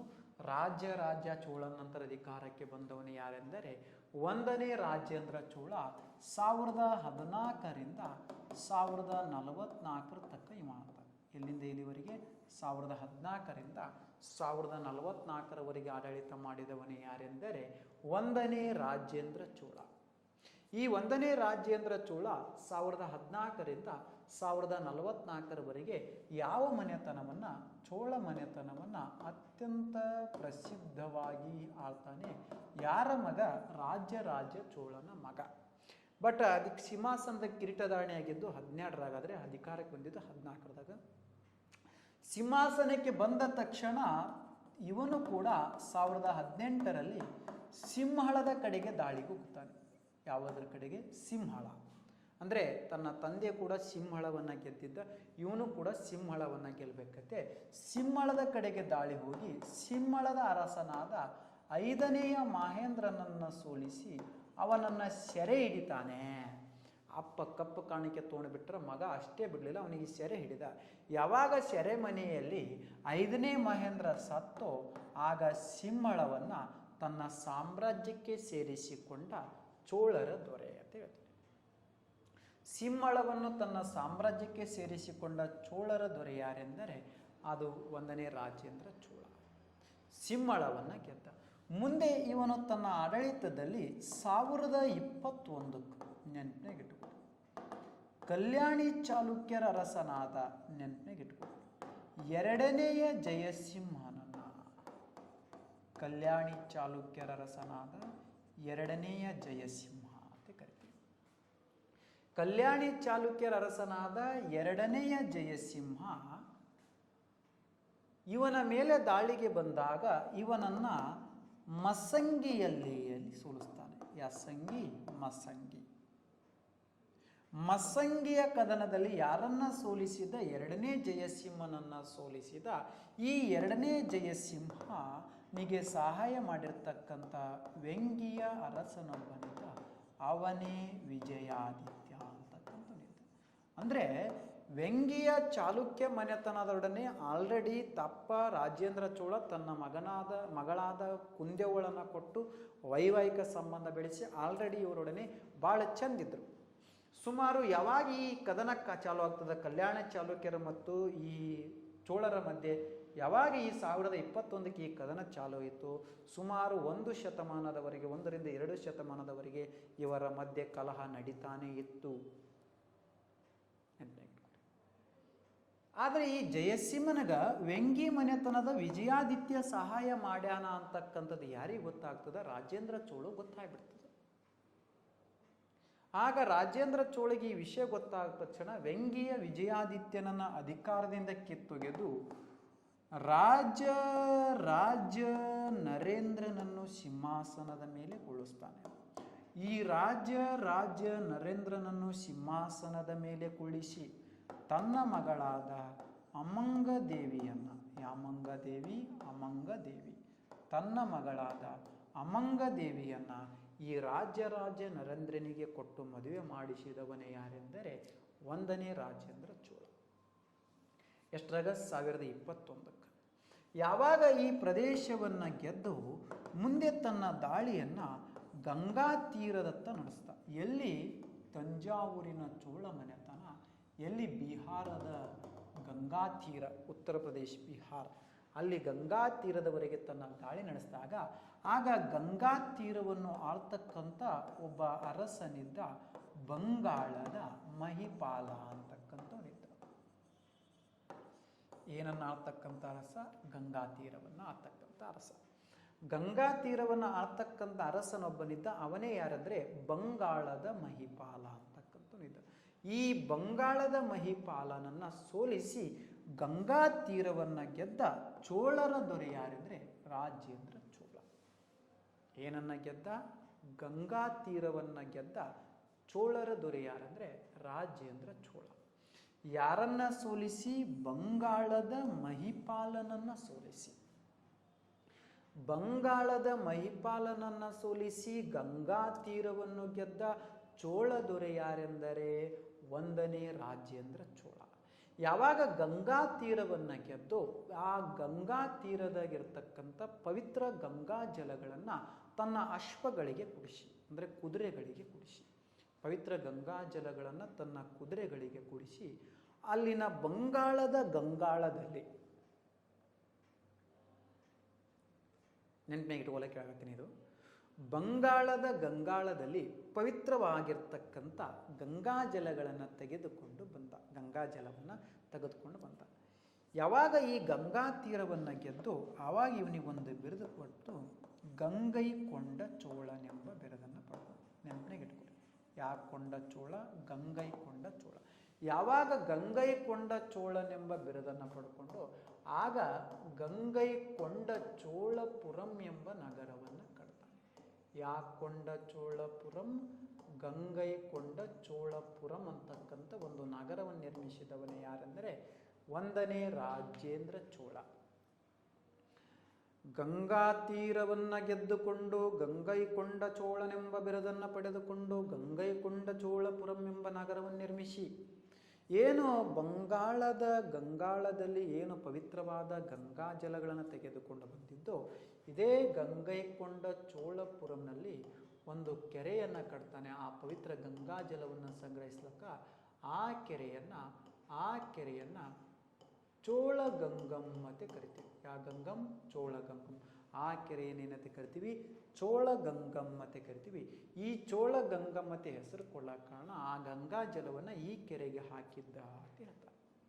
ಅದೇ ಈ ಗಂಗೈಕೊಂಡ ಚೋಳಪುರಂನಲ್ಲಿ, ಇದೇ ಗಂಗೈಕೊಂಡ ಚೋಳಪುರಂನಲ್ಲಿ ಒಂದು ದೇವಾಲಯವನ್ನು ಕೂಡ ನಿರ್ಮಿಸಿದ, ವೆರಿ ವೆರಿ ಇಂಪಾರ್ಟೆಂಟ್, ಚಿಕ್ಕ ಬೃಹದೇಶ್ವರ ದೇವಾಲಯವನ್ನು ಕಟ್ಟಿದ. ನೆನಪಿನಾಗ ಇಟ್ಕೋರಿ. ನಮ್ಮ ಅಪ್ಪ ದ್ವಾಡ ಬೃಹದೇಶ್ವರ ನಮ್ಮ ಅಪ್ಪ ದ್ವಾಡದ ಕಟ್ಟಿದ್ರೆ ನಮ್ಮ ಅಪ್ಪನಿಗಿಂತ ಒಂದು ಸಾಣದ ಕಟ್ತೀನಿ ಅಂತ, ನಮ್ಮ ತಂದೆಗಿಂತ ಒಂದು ಸಾಣದ ದೇವಾಲಯ ಕಟ್ತೀನಿ. ಅದನ್ನು ಏನಂತೆ ಕರೆದ್ರು? ಚಿಕ್ಕ ಬೃಹದೇಶ್ವರ ದೇವಾಲಯ ಅಂತ ಕರಿತೀವಿ. ಯಾವ ಬೃಹದೇಶ್ವರ ದೇವಾಲಯ? ಚಿಕ್ಕ ಬೃಹದೇಶ್ವರ ದೇವಾಲಯ ನಿರ್ಮಿಸಿದವನು ಯಾರೆಂದರೆ 1ನೇ ರಾಜೇಂದ್ರ ಚೋಳ. ಎಷ್ಟನೇ ರಾಜೇಂದ್ರ ಚೋಳ? 1ನೇ ರಾಜೇಂದ್ರ ಚೋಳ. ಈ ಚಿಕ್ಕ ಬೃಹದೇಶ್ವರ ದೇವಾಲಯದ ಕಿರೀಟ ಎಷ್ಟಡಿ ಅಂದರೆ 150 ಅಡಿ ಹೈಟ. ಬೃಹದೇಶ್ವರ ದೇವಾಲಯದ ಶಿಖರ 200 ಅಡಿ ಆದರೆ ಚಿಕ್ಕ ಬೃಹದೇಶ್ವರ ದೇವಾಲಯದ ಶಿಖರ 150 ಅಡಿ ಹೈಟ. ಈ ರೀತಿ ಗಂಗಾ ತೀರವನ್ನು ಗೆದ್ದ 1ನೇ ರಾಜೇಂದ್ರ ಚೋಳ ಅಂತನ ನಮ್ಮ ಅಪ್ಪ ಅರಬ್ಬಿ ಸಮುದ್ರದ ಕಡೆಗೆ ಹೋಗಿ ಏನನ್ನ ಗೆದ್ದ? ಮಾಲ್ಡೀವ್ಸ್ ಮತ್ತು ಲಕ್ಷದ್ವೀಪವನ್ನು ಗೆದ್ದ ನಮ್ಮ ಅಪ್ಪ. ಆ ಕಡೆ ಹೋದರೆ ನಾನು ಈ ಕಡೆ ಹೋಗ್ತೀನಿ ಅಂತ, ಅಂದರೆ ಬಂಗಾಳ ಕೊಲ್ಲಿಯ ಕಡೆಗೆ ಹೋಗ್ತಾನೆ. ಯಾವ ಕೊಲ್ಲಿ? ಬಂಗಾಳ ಕೊಲ್ಲಿಯ ಕಡೆಗೆ ತನ್ನ ದಾಳಿಯನ್ನು ಮುನ್ನಡೆಸಿ 1025ರಲ್ಲಿ ಇಂಡೋನೇಷಿಯಾ, ಬಂಗಾಳ ಕೊಲ್ಲಿಯ ಇಂಡೋನೇಷಿಯಾ ಅಂತ ಕರಿತೀವಿ. ಇಂಡೋನೇಷಿಯಾ 1025ರಲ್ಲಿ ಬಂಗಾಳ ಕೊಲ್ಲಿಯನ್ನು ದಾಟಿ ಅದೆಲ್ಲಿಗೆ ಹೋಗ್ತಾನೆ, ಇಂಡೋನೇಷಿಯಾದ ಕಡೆಗೆ ದಾಳಿ ಮಾಡ್ತಾನೆ. ಇಂಡೋನೇಷಿಯಾದ ಮೇಲೆ ದಾಳಿ ಮಾಡಿ ಅರಸನಾದ ಶ್ರೀ ವಿಜಯೋತ್ತುಂಗವರ್ಮನನ್ನು ಸೋಲಿಸಿ ಅವನ ವಶದಲ್ಲಿರುವ ಶಿಲೇಂಧ್ರವನ್ನು ಗೆದ್ದ. ಯಾರನ್ನ ಸೋಲಿಸಿ? ಶ್ರೀ ವಿಜಯೋತ್ತುಂಗವರ್ಮನನ್ನು ಸೋಲಿಸಿ ಏನನ್ನ ಗೆದ್ದ? ಶಿಲೇಂಧ್ರವನ್ನು ಗೆದ್ದ. ಇಂಡೋನೇಷಿಯಾದ ಅರಸನಾದ. ಇಂಡೋನೇಷಿಯಾದಲ್ಲಿ ಗೆದ್ದುಕೊಂಡಿರ್ತಕ್ಕಂಥ ಇಲ್ಲಿ ಪ್ರದೇಶದಾಗ ಅದೇ ಅರಸನ ಸಹಾಯವನ್ನು ಪಡೆದುಕೊಂಡು, ವೆರಿ ವೆರಿ ಇಂಪಾರ್ಟೆಂಟ್, ಅದೇ ಅರಸನ ಸಹಾಯವನ್ನು ಪಡೆದುಕೊಂಡು ಇಂಡೋನೇಷಿಯಾದಲ್ಲೇ ಇನ್ನಕ್ಕಾದರೂ ಆ ದೇವರನ್ನು ಅಲ್ಲಿನ ಈ ಹಿಂದೂಗಳು ದೇವಾಲಯ ಪೂಜಿಸ್ತಾ ಇದ್ದಾರೆ. ಇಂಡೋನೇಷಿಯಾದಾಗ ಅತಿ ಹೆಚ್ಚು ಮುಸ್ಲಿಮರನ್ನೊಳಗೊಂಡ ರಾಷ್ಟ್ರ ಅಂತ ಕರಿತಿರಲಿಲ್ಲ. ಆ ದೇಶದಾಗ ಈಗಲೂ ಕೂಡ ಹಿಂದೂ ದೇವರಾದ ಈ ಚೋಳರ ಕಾಲಕ್ಕೆ ನಿರ್ಮಾಣಗೊಂಡಿರ್ತಕ್ಕಂಥ ಒಂದು ಶಿವನ ದೇವಾಲಯ ಈಗಲೂ ಕೂಡ ಅಲ್ಲಿ ಪೂಜೆ ಮಾಡ್ತಾ ಇದ್ದಾರೆ. ಇಂಡೋನೇಷಿಯಾದಲ್ಲಿ ಗಂಗೈಕೊಂಡ ಚೋಳ ಶಿವಾಲಯವನ್ನು ನಿರ್ಮಿಸಿದವನೇ ಈ 1ನೇ Rajendra Chola. Very very important. Maldives ಮತ್ತು ಲಕ್ಷದ್ವೀಪವನ್ನು ಗೆದ್ದುಕೊಂಡ ಚೋಳರ ದೊರೆ ಅಂದರೆ ರಾಜರಾಜ ಚೋಳ. ಇಂಡೋನೇಷಿಯಾವನ್ನು ಗೆದ್ದುಕೊಂಡ ಚೋಳರ ದೊರೆ ಯಾರೆಂದರೆ 1ನೇ ರಾಜೇಂದ್ರ ಚೋಳ. ಅದರ ಜೊತೆಗೆ ಆ ಭಾಗದ ಸುಮತ್ರ ಮತ್ತು ಜಾವಾ ಪ್ರದೇಶವನ್ನು ಗೆದ್ದುಕೊಂಡ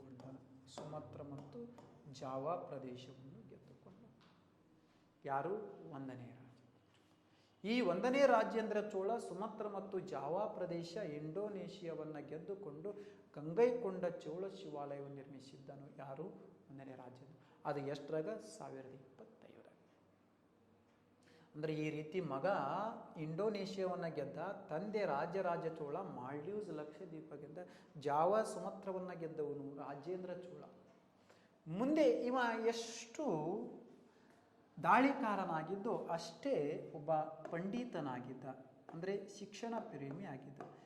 ಯಾವಾಗ 1025 ಅಂದರೆ ದಾಳಿಗೆ ಹೋಗೋದಕ್ಕಿಂತ ಪೂರ್ವದಲ್ಲೇ ಏನು ಮಾಡ್ತಾನಂದರೆ ದಕ್ಷಿಣ ಆರ್ಕಾಟ್ ಜಿಲ್ಲೆ ಅಂತ ಕರಿತೀನಿ.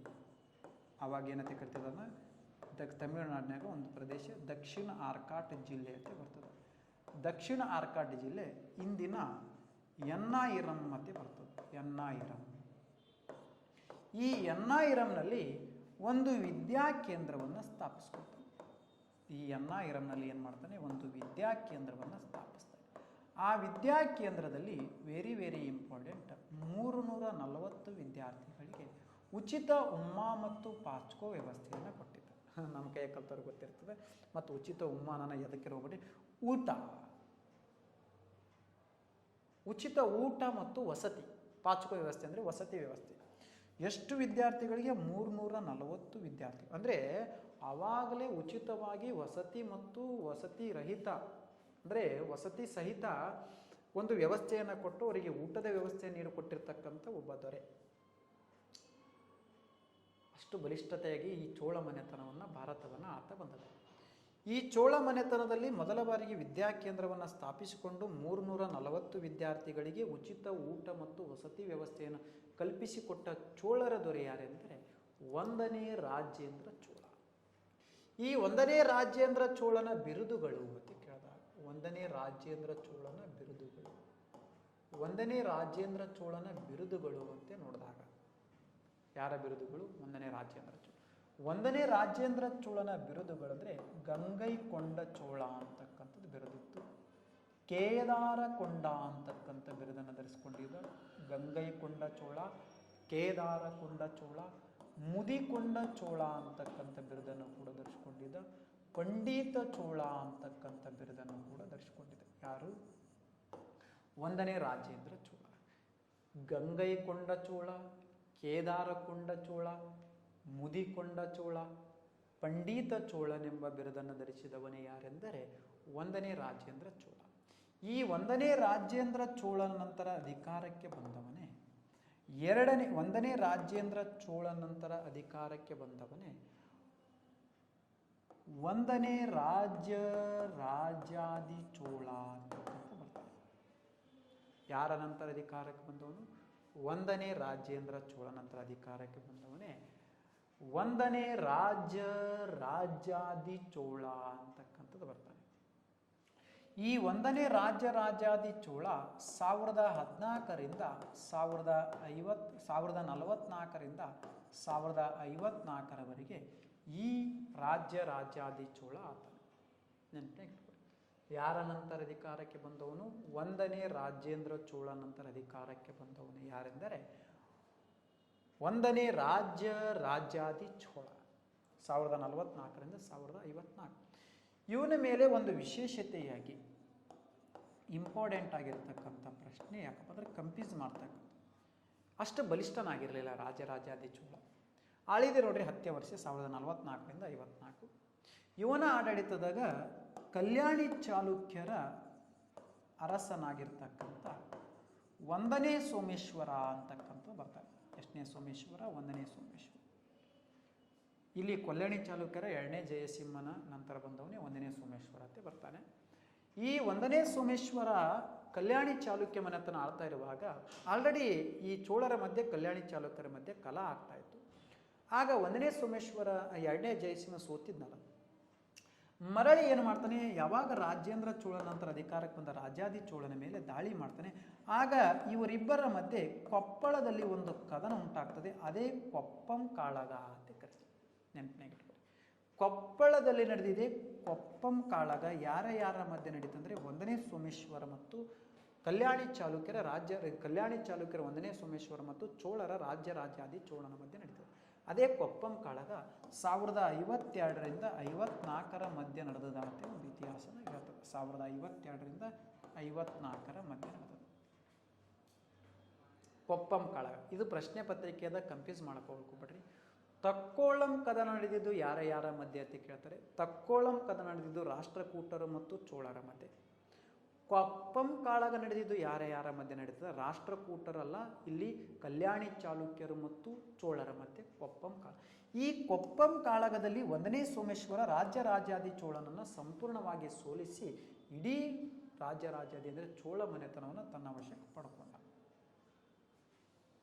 ಒಂದನೇ ಸೋಮೇಶ್ವರ. ಹಿಂಗೆ ನಡೀತಾ ಇದ್ದ ಕಲಹಗಳು 1011ಕ್ಕಾಗಿದ್ದು ಮತ್ತು 1054 ಸುಮಾರು 7 ಶತಮಾನದವರೆಗೆ ಚೋಳರ ಮತ್ತು ಮುಂದೆ ಈ ರಾಜ್ಯಾದಿ ಚೋಳ ನಂತರ ಅಧಿಕಾರಕ್ಕೆ ಬಂದವನೇ 2ನೇ ರಾಜೇಂದ್ರ ಚೋಳ ಅಂತಕ್ಕಂಥ ಬರ್ತಾನೆ. ಎಷ್ಟನೇ ರಾಜೇಂದ್ರ ಚೋಳ? 2ನೇ ರಾಜೇಂದ್ರ ಚೋಳ ಅಂತಕ್ಕಂಥ ಬರ್ತಾನೆ.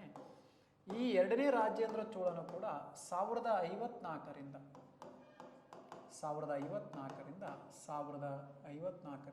64ರವರೆಗೆ ಈ ಮನೆತನವನ್ನು ಆಳ್ತಾನೆ. ಇವನು ಕೂಡ 10 ವರ್ಷ ಆತ. ಏನು ಒಂದನೇ ಸೋಮೇಶ್ವರ ರಾಜ್ಯಾದಿ ಚೋಳನನ್ನು ಸೋಲಿಸಿ ಈ ಚೋಳ ಮನೆತನವನ್ನು ಗೆದ್ದುಕೊಂಡಿದ್ದ. ಎಷ್ಟನೇ ಸೋಮೇಶ್ವರ? 1ನೇ ಸೋಮೇಶ್ವರ. ಯಾರನ್ನು ಸೋಲಿಸಿ? ರಾಜ್ಯಾದಿ ಚೋಳ ಮನೆತನ ಗೆದ್ದುಕೊಂಡ. ಈ ಚೋಳ ಮನೆತನವನ್ನು ಗೆದ್ದುಕೊಂಡಿರ್ತಕ್ಕಂಥ 1ನೇ ಸೋಮೇಶ್ವರನನ್ನು ಏನು ಮಾಡ್ತಾನಂದ್ರೆ ಕೂಡಲ ಸಂಗಮಕ್ಕೆ ಕರೆಸ್ತಾನೆ. ಈ ರಾಜ್ಯಾದಿ ಚೋಳ ಕೂಡಲ ಸಂಗಮದಾಗ ರಾಜ್ಯಾದಿ ಚೋಳ ಕೂಡಲ ಸಂಗಮದಾಗ ಏನು ಮಾಡ್ತಾನಂದ್ರೆ ಈ 1ನೇ ಸೋಮೇಶ್ವರನನ್ನು ಸಂಪೂರ್ಣವಾಗಿ ಸೋಲಿಸ್ತಾನೆ. ಕೂಡಲ ಸಂಗಮ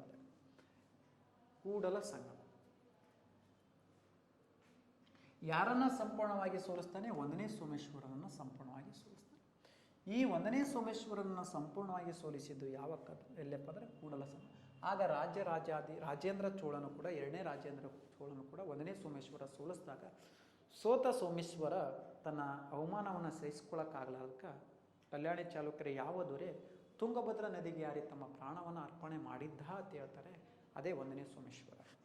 ಮುಂದೆ ತನ್ನ ಅವಮಾನವನ್ನು ಸಹಿಸ್ಕೊಳ್ಳೋಕ್ಕಾಗದೆ ಎಲ್ಲಿಗೆ ಬರ್ತಾನಂದರೆ ತುಂಗಭದ್ರಾ ನದಿಗೆ ಬರ್ತಾನೆ.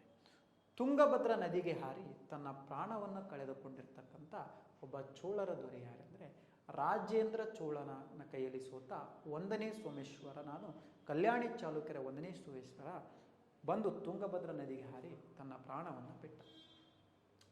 ಈ 2ನೇ ರಾಜೇಂದ್ರ ಚೋಳ ನಂತರ ಇವ್ರ ಮನೆತನವನ್ನು ಅಷ್ಟು ಬಲಿಷ್ಠವಾಗಿ ಆಳಲ್ಲ. ಅವರವ್ರು ಯಾರಂದರೆ ವೀರ ಚೋಳ ಮತ್ತು ಆದಿ ಚೋಳ ಅಂತಕ್ಕಂಥವ್ರು ಇವರಿಬ್ಬರು ಆಳ್ತಾರೆ. ಯಾರ ನಂತರ ಅಧಿಕಾರಕ್ಕೆ ಬಂದವನು? 2ನೇ ರಾಜೇಂದ್ರ ಚೋಳ ಅಂತೆ. ಇವರಿಬ್ಬರು ಕಲಿತೆ 1064ರಿಂದ 1070ರವರೆಗೆ ಇಬ್ಬರು ಸೇರಿ ಆಳ್ತಾರೆ. ಅಷ್ಟು ಬಲಿಷ್ಠತೆಯಿಂದ ಈ ಚೋಳ ಮನೆತನವನ್ನು ಆಳಲ್ಲ. ಯಾರ್ಯಾರು? ವೀರ ಚೋಳ ಮತ್ತು ಆದಿ ಚೋಳ. ವೀರಚೋಳ ಮತ್ತು ಆದಿಚೋಳ ಈ ಮನೆತನವನ್ನು ಅಷ್ಟು ಬಲಿಷ್ಠತೆಯಿಂದ ಆಳಲ್ಲ. ಹಾಗಾದರೆ ಈ ವೀರಚೋಳ ಮತ್ತು ಆದಿಚೋಳ ನಂತರ ಅಧಿಕಾರಕ್ಕೆ ಬಂದವನೇ ವೆರಿ ವೆರಿ ಇಂಪಾರ್ಟೆಂಟ್. ಇವನ ಬಗ್ಗೆ ಒಂದು ಸ್ವಲ್ಪ ಕನ್ಫ್ಯೂಸ್ ಆಗ್ಬೇಡ್ರಿ. 1ನೇಯ ಕುಲತುಂಗ ಚೋಳ ಅಂತಕ್ಕಂಥ ಬರ್ತದೆ. ಎಷ್ಟನೇ ಕುಲತುಂಗ ಚೋಳ? 1ನೇಯ ಕುಲತುಂಗ ಚೋಳ. ಯಾವ ಮನೆತನವನ್ನು ಆಳಿದವನು? ಚೋಳ ಮನೆತನವನ್ನು ಆಳಿದ ಇನ್ನೋರ್ವ. ಇಲ್ಲಿಗೆ ನೆನಪಿನಾಗ ಇಟ್ಕೊಳ್ಳಿ, ಚೋಳರ ರಾಜಕೀಯ ಇತಿಹಾಸ ಅಂತ್ಯ ಆಗ್ತದೆ. ಯಾಕಂದರೆ 1ನೇ ಕುಲತುಂಗ ಚೋಳ ಚೋಳ ಮನೆತನಕ್ಕೆ ಸೇರಿದವನಲ್ಲ. ಇದೇನು ಮಾಸ್ತರ ಹಿಂಗೆ ಹೇಳಕತ್ತಲ್ಲ ಅಂದ್ಬಿಡ್ರಿ, ಹೇಳ್ತೀನಿ. 1070ರಿಂದ ಸುಮಾರು 50 ವರ್ಷ ಆತನು. 1120 ತನಕ ಇವ ಆತನ. 50 ವರ್ಷ ಆತನು 1ನೇ ಕುಲತುಂಗ ಚೋಳ. ಆದರೆ ಇವ ಚೋಳ ಮನೆತನದ ಮಗನಲ್ಲ, ಮೊಮ್ಮಗ. ಅದಕ್ಕೆ ಹೇಳಿದ ಮಗ. ಚೋಳರ ರಾಜಕೀಯ ಇತಿಹಾಸ ಆದಿಚೋಳಿಗೆ ಅಂತ್ಯ ಆಯಿತು. ಆ ಮನೆತನದ ಹೆಣ್ಣು ಮಗಳ ಮಗ ಕುಂದ್ಯವ್ವ ತಿದ್ದಳಲ್ಲ, ಆ ಕುಂದ್ಯವ್ವನ ಮಗನೇ ಈ ಕುಲತುಂಗ ಚೋಳ. ಈ ಕುಲತುಂಗ ಚೋಳ ಮನೆತನ ಆತನೇ. ಬಟ್ ಇವ ಮೂಲತಃ ವೆಂಗಿ ಮನೆತನದ ಮಗ. ಅದಕ್ಕೆ ನಿಮ್ಮದು ಚೋಳರ ರಾಜಕೀಯ ಇತಿಹಾಸ ಇಲ್ಲಿಗೆ ಅಂತ್ಯ. ಆದಿಚೋಳನೇ ಲಾಸ್ಟ್. ನೆಕ್ಸ್ಟ್ ವೆಂಗಿ ಚಾಲುಕ್ಯ ಮನೆತನದ ಅಲ್ಲಿರ್ತಕ್ಕಂಥ ಹೆಣ್ಣು ಮಕ್ಕಳು ಇದ್ದ ಮನೆತನವನ್ನು ಆತ ಬರ್ತಾರೆ. ಅದು ಕುಂದ್ಯವಳ ಮಗನಾದ 1ನೇ ಕುಲತುಂಗ ಚೋಳ. ಈ 1ನೇ ಕುಲತುಂಗ ಚೋಳ ಅಧಿಕಾರಕ್ಕೆ ಬಂದಾಗ ಭಾಳ ಬಲಿಷ್ಠದವರು. ಇವನನ್ನು ಕಂಡ್ರೆ ಚೀನಾ ದೇಶವು ಕೂಡ ಗಡದ. ಚೀನಾವನ್ನು ಗೆದ್ದುಕೊಂಡಿದ್ದಾರೆ. ಚೀನಾ ದೇಶವನ್ನೇ ಅಂಜಿಸಿದರು, ಅಷ್ಟು ಬಲಿಷ್ಠ. ಈ 1ನೇ ಕುಲತುಂಗ ಚೋಳ ಶೈವ ಪಂಥದ ಪ್ರಚಾರಕ್ಕೆ. ಇದು ಒಂದೇ ನೋಡ್ರಿ, ದೊಡ್ಡ ಸಿಟ್ಟಿನ ಮನುಷ್ಯರಿವ. ಹೊಟ್ಟೆ ತನ್ನ ತಲೆ ಬಂದಿದ್ದು ಬಿಡೋಮಲ್ರಿ ಇವ. ಸಿಟ್ಟಿನ ಮನುಷ್ಯ. ಏನು ಮಾಡ್ತಾನೋ ಅವನಿಗೆ ಗೊತ್ತಿಲ್ಲ. ಅವನ ವಿರುದ್ಧ ಹೋದ್ರೆ ಶೈವ ಪಂಥದ ಪ್ರಚಾರಕ್ಕೆ, ಶೈವ ಪಂಥವನ್ನು ಆರಾಧಿಸ್ತಾನೆ, ಶಿವನನ್ನು ಆರಾಧಿಸ್ತಾ ಇದ್ದ. ಆಗ ಇವನ ಆಡಳಿತದ ಸಮಯದಲ್ಲಿ ತಂಜಾವೂರಿನಾಗ ರಾಮಾನುಜಾಚಾರ್ಯರು ಅಂತ ಇದ್ರು. ರಾಮಾನುಜಾಚಾರ್ಯರು ಅಂತ ಇದ್ರು. ಈ ರಾಮಾನುಜಾಚಾರ್ಯರು ವೈಷ್ಣವ ಪಂಥದ ಆರಾಧಕರು. ಈ ರಾಮಾನುಜಾಚಾರ್ಯರು ಯಾವ ಪಂಥದ ಆರಾಧಕರು? ವೈಷ್ಣವ ಪಂಥದ ಆರಾಧಕರು. ವೈಷ್ಣವ ಪಂಥದ ಆರಾಧಕರಾಗಿರ್ತಕ್ಕಂಥವ್ರು ಯಾರು? ರಾಮಾನುಜಾಚಾರ್ಯ. ವೈಷ್ಣವ ಪಂಥ ಎಲ್ಲಾದರೂ ಪ್ರಚಾರ ಮಾಡಕತ್ತ ಯಾರಿಗಾಗಿ ಬರ್ತಿದ್ದಲ್ಲ? ಈ ಕುಲತುಂಗ ಚೋಳಗಾಗಿ ಬರ್ತಾರೆ. ಈ ರಾಮಾನುಜಾಚಾರ್ಯಗೆ ತೊಂದರೆ ಕೊಡ್ತಿದ್ದ, ಬಡಿತಿದ್ದ. ಆಗ ಸಹಿಸ್ಕೊಂಡ್ರೆ ಇದೇನು ಈ ಗೆಂಡಾಮೃಗದ ಕೈಯಾಗಿ ಸಿಕ್ಕ ನಾವು ಒದ್ದಾಡೋದು ಬಾಡುತ್ತೆ. ಇದೇ ರಾಮಾನುಜಾಚಾರ್ಯ ಕರ್ನಾಟಕದ ಹೊಯ್ಸಳರ, ದ್ವಾರ ಸಮುದ್ರದ ಹೊಯ್ಸಳರ ಮನೆತನದ ಬಿಟ್ಟಿ ದೇವನ ಆಸ್ಥಾನಕ್ಕೆ ಓಡಿ ಬಂದಿದ್ದ. ಯಾರಿಂದ ಭಯಪಟ್ಟು? ಕುಲತುಂಗ ಚೋಳನಿಂದ ಭಯಪಟ್ಟು. ಇದೇ ರಾಮಾನುಜಾಚಾರ್ಯ. ಅದಕ್ಕೆ ಈ ಕುಲತುಂಗ ಚೋಳನಾಗ ತ್ರಿಭುವನ ಚಕ್ರವರ್ತಿ ಅಂತ ಕೂಡ ಕರೀತಿದ್ರು. ತ್ರಿಭುವನ ಚಕ್ರವರ್ತಿ ಮತ್ತು ಸುಗಂಧ ವೃತ್ತ ಅಂತಕ್ಕಂಥ ಬಿರುದನ್ನು ಧರಿಸಿದ್ದ 1ನೇ ಕುಲತುಂಗ ಚೋಳ. ತ್ರಿಭುವನ ಚಕ್ರವರ್ತಿ ಮತ್ತು ಸುಗಂಧ ವೃತ್ತನೆಂಬ ಬಿರುದನ್ನು ಧರಿಸಿಕೊಂಡ ಚೋಳರ ದೊರೆ ಯಾರೆಂದರೆ 1ನೇ ಕುಲತುಂಗ ಚೋಳ. ತ್ರಿಭುವನ ಚಕ್ರವರ್ತಿ ಮತ್ತು ಸುಗಂಧ ವೃತ್ತನೆಂಬ ಬಿರುದನ್ನು ಧರಿಸಿಕೊಂಡ ಯಾರು? 1ನೇ ಕುಲತುಂಗ ಚೋಳ. ಈ 1ನೇ ಕುಲತುಂಗ ಚೋಳ ನಂತರ ಸುಮಾರು ಚೋಳ ಮನೆತನವನ್ನು ಆಡಳಿತ ಮಾಡ್ತಾ ಬರ್ತಾರೆ. ಅಂದರೆ 9ನೇ ಶತಮಾನದಿಂದ 12ನೇ ಶತಮಾನದವರೆಗೆ ಈ ಮನೆತನ ಆಳ್ಯಾರ. ತಂಜಾವೂರಿನ ಚೋಳ ಮನೆತನ ಸುಮಾರು ರಾಜ್ಯರು ಆಳ್ತಾ ಬರ್ತಾರೆ. ಬಟ್ ಅಷ್ಟು ಬಲಿಷ್ಠವಾಗಿರಲಿಲ್ಲ. ಆಗ ನಮ್ಮ ಭಾರತದಲ್ಲಿ ಚೋಳ ಮನೆತನ ದಕ್ಷಿಣ ಭಾಗದಾಗ ಆಡಳಿತ ಮಾಡ್ತಾ ಇರುವಾಗ ವಾಯುವ್ಯ ಭಾಗದ ಕಡೆದು ಟರ್ಕರ ದಾಳಿ ಅಂತಕ್ಕಂಥದ್ದು ಆಗ್ತಾ ಇತ್ತು. ವಾಯುವ್ಯ ಭಾಗದ ಕಡೆದು ದಾಳಿ ಟರ್ಕರ ದಾಳಿ ಆಡಳಿತ ಮ್ಯಾಗಲ್ಗ ನಡೀತಾ ಇತ್ತು. ಇಲ್ಲಿ ಇವರ ಅಸ್ತಿತ್ವ ಕಳ್ಕೊತಾ ಬರ್ತಾ ಇತ್ತು. ಅಷ್ಟು ಬಲಿಷ್ಠತೆಯಾಗಿರಲಿಲ್ಲ. ಅಸ್ತಿತ್ವ ಕಳ್ಕೊತ ಬಂದು ಮುಂದೆ ಮೊಘಲರ ಇದು ಸುಲ್ತಾನರ ಕೈಯಾಗಿ ಸಿಕ್ಕಿ ಏನಾಗ್ತದೆ, ಇಡೀ ದಕ್ಷಿಣ ಭಾರತವನ್ನು ತಮ್ಮ ಆಡಳಿತದ ಅಸ್ತಿತ್ವವನ್ನು ಚೋಳರು ಕಳ್ಕೊಂಡ್ಬಿಡ್ತಾರೆ, ಪಾಂಡ್ಯರು ಕಳ್ಕೊತಾರೆ, ಎಲ್ಲರೂ ಕಳ್ಕೊತಾರೆ. ಈ ಚೋಳ ಮನೆತನ ಮುಂದೆ ಈ ಕುಲತುಂಗ ಚೋಳ ನಂತರ ಅಷ್ಟು ಬಲಿಷ್ಠತೆ ಉಳ್ಕೋಲಿಲ್ಲ. ಮುಂದೆ ಬಂದ 12ನೇ ಶತಮಾನದ ಕಾಳಿದ ಅರಸರೆಲ್ಲರೂ ಚಿಲ್ಲರಾಗಿರ್ತಾರೆ, ಅಸಮ. ಹಾಗಾದರೆ ಈ ಮನೆತನವನ್ನು ಆಳಿದ ಕೊನೆಯ ಅರಸ ಯಾರು ಅಂತ ಪ್ರಶ್ನೆ ಕೇಳಿದ್ರೆ 3ನೇ ರಾಜೇಂದ್ರ ಚೋಳ ಅಂತಕ್ಕಂಥದ್ದು ಈ ಮನೆತನವನ್ನು ಆಳಿದ ಕೊನೆ ಅರಸ. ಚೋಳ ಮನೆತನವನ್ನು ಆಳಿದ ಕೊನೆ ಅರಸ ಯಾರೆಂದರೆ ಮೂರನೇ ರಾಜೇಂದ್ರ ಚೋಳ. ಹಾಗಾದರೆ ಈ ರೀತಿ ಚೋಳರ ರಾಜಕೀಯ ಇತಿಹಾಸವನ್ನು ನಾವು ಸುಮಾರು ರಾಜಕೀಯ ಇತಿಹಾಸವನ್ನು ನೋಡಿದ್ವಿ. ಯಾರ ರಾಜಕೀಯ ಇತಿಹಾಸ? ಚೋಳರ ರಾಜಕೀಯ ಇತಿಹಾಸ. ಚೋಳರ ರಾಜಕೀಯ ಇತಿಹಾಸವನ್ನು ನೋಡ್ತಾ ಇದ್ದೀವಿ. ಹಾಗಾದರೆ ಚೋಳರ ರಾಜಕೀಯ ಇತಿಹಾಸ ಎಷ್ಟು ಮುಖ್ಯವಾಗಿದೆಯೋ ಚೋಳರ ಆಡಳಿತವು ಕೂಡ ಅಷ್ಟೇ ಮುಖ್ಯವಾಗಿದೆ.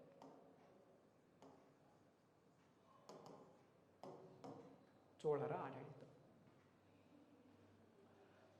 ಆಡಳಿತ ಕೂಡ ಅಷ್ಟೇ ಮುಖ್ಯ. ಚೋಳರ ಆಡಳಿತದ ಬಗ್ಗೆ ನೋಡೋಣ. ಚೋಳರ ಆಡಳಿತದ ಬಗ್ಗೆ ನೋಡ್ತಾ ಬಂದಾಗ ಚೋಳರ ಆಡಳಿತದ ಪ್ರಾಂತ್ಯಗಳನ್ನು ನಾಡುಗಳಾಗಿ, ಒಳನಾಡುಗಳಾಗಿ, ಕೊಟ್ಟಂಗಳಾಗಿ, ಗ್ರಾಮಗಳಾಗಿ ವಿಂಗಡಿಸಿ ಆಡಳಿತ ಮಾಡ್ತಾ ಇದ್ರು. ಯಾರು? ಚೋಳರು. ಆಡಳಿತದ ಬಟ್ ಈ ಚೋಳರ ಆಡಳಿತದ ಕೇಂದ್ರ ಬಿಂದು ನ್ಯಾಯಾಧೀಶನಾಗಿದ್ದ. ನೆನಪಿಗಿಟ್ಕೋರಿ, ಎಲ್ಲ ರಾಜ್ಯ ಮನೆತನದ ಆಡಳಿತದ ಕೇಂದ್ರ ಬಿಂದು ಅರಸನಾಗಿದ್ದರೆ ಈ ಚೋಳರ ಆಡಳಿತದ ಕೇಂದ್ರ ಬಿಂದು ಯಾರಾಗಿದ್ದ? ನ್ಯಾಯಾಧೀಶನಾಗಿದ್ದ. ಈ ರೀತಿ ಪ್ರಾಂತ್ಯಗಳನ್ನು ನಾಡು, ಒಳನಾಡು, ಕೊಟ್ಟಂ, ಗ್ರಾಮಗಳಾಗಿ ವಿಂಗಡಿಸಿ ಆಡಳಿತ ಮಾಡ್ತಾ ಬಂದವರೇ ಚೋಳರು. ಯಾಕಂದರೆ ಚೋಳರ ಗ್ರಾಮಾಡಳಿತ ಅತ್ಯಂತ ಉತ್ತಮವಾಗಿತ್ತು. ನಿಮ್ಮ ಮುಂದೆ PDO ಎಕ್ಸಾಮ್ದಾಗೂ ಇವ್ರ ಬಗ್ಗೆ ಕೇಳ್ಬೋದು, ಅದು ಸಹ ಜಾಗರೂಕತೆ ಇರಲಿ. ವಿಲೇಜ್ ಅಕೌಂಟೆಂಟ್ದಾಗೂ ಕೇಳ್ಬೋದು, ಜಾಗರೂಕತೆ ಇರಲಿ. KS ಜಾಗರೂಕತೆ ಇರಲ್ಲ, ಆದರೆ ಎಲ್ಲನೂ ಹೇಳ್ಬಿಡ್ತೀವಿ ನಾವು. ಗ್ರಾಮ ಉತ್ತಮವಾಗಿತ್ತು. ಹೇಗೆ? ಚೋಳರು ಗ್ರಾಮಗಳಲ್ಲಿ ಗ್ರಾಮ ಸಭೆಯನ್ನು ಸೇರುತ್ತಿದ್ದರು.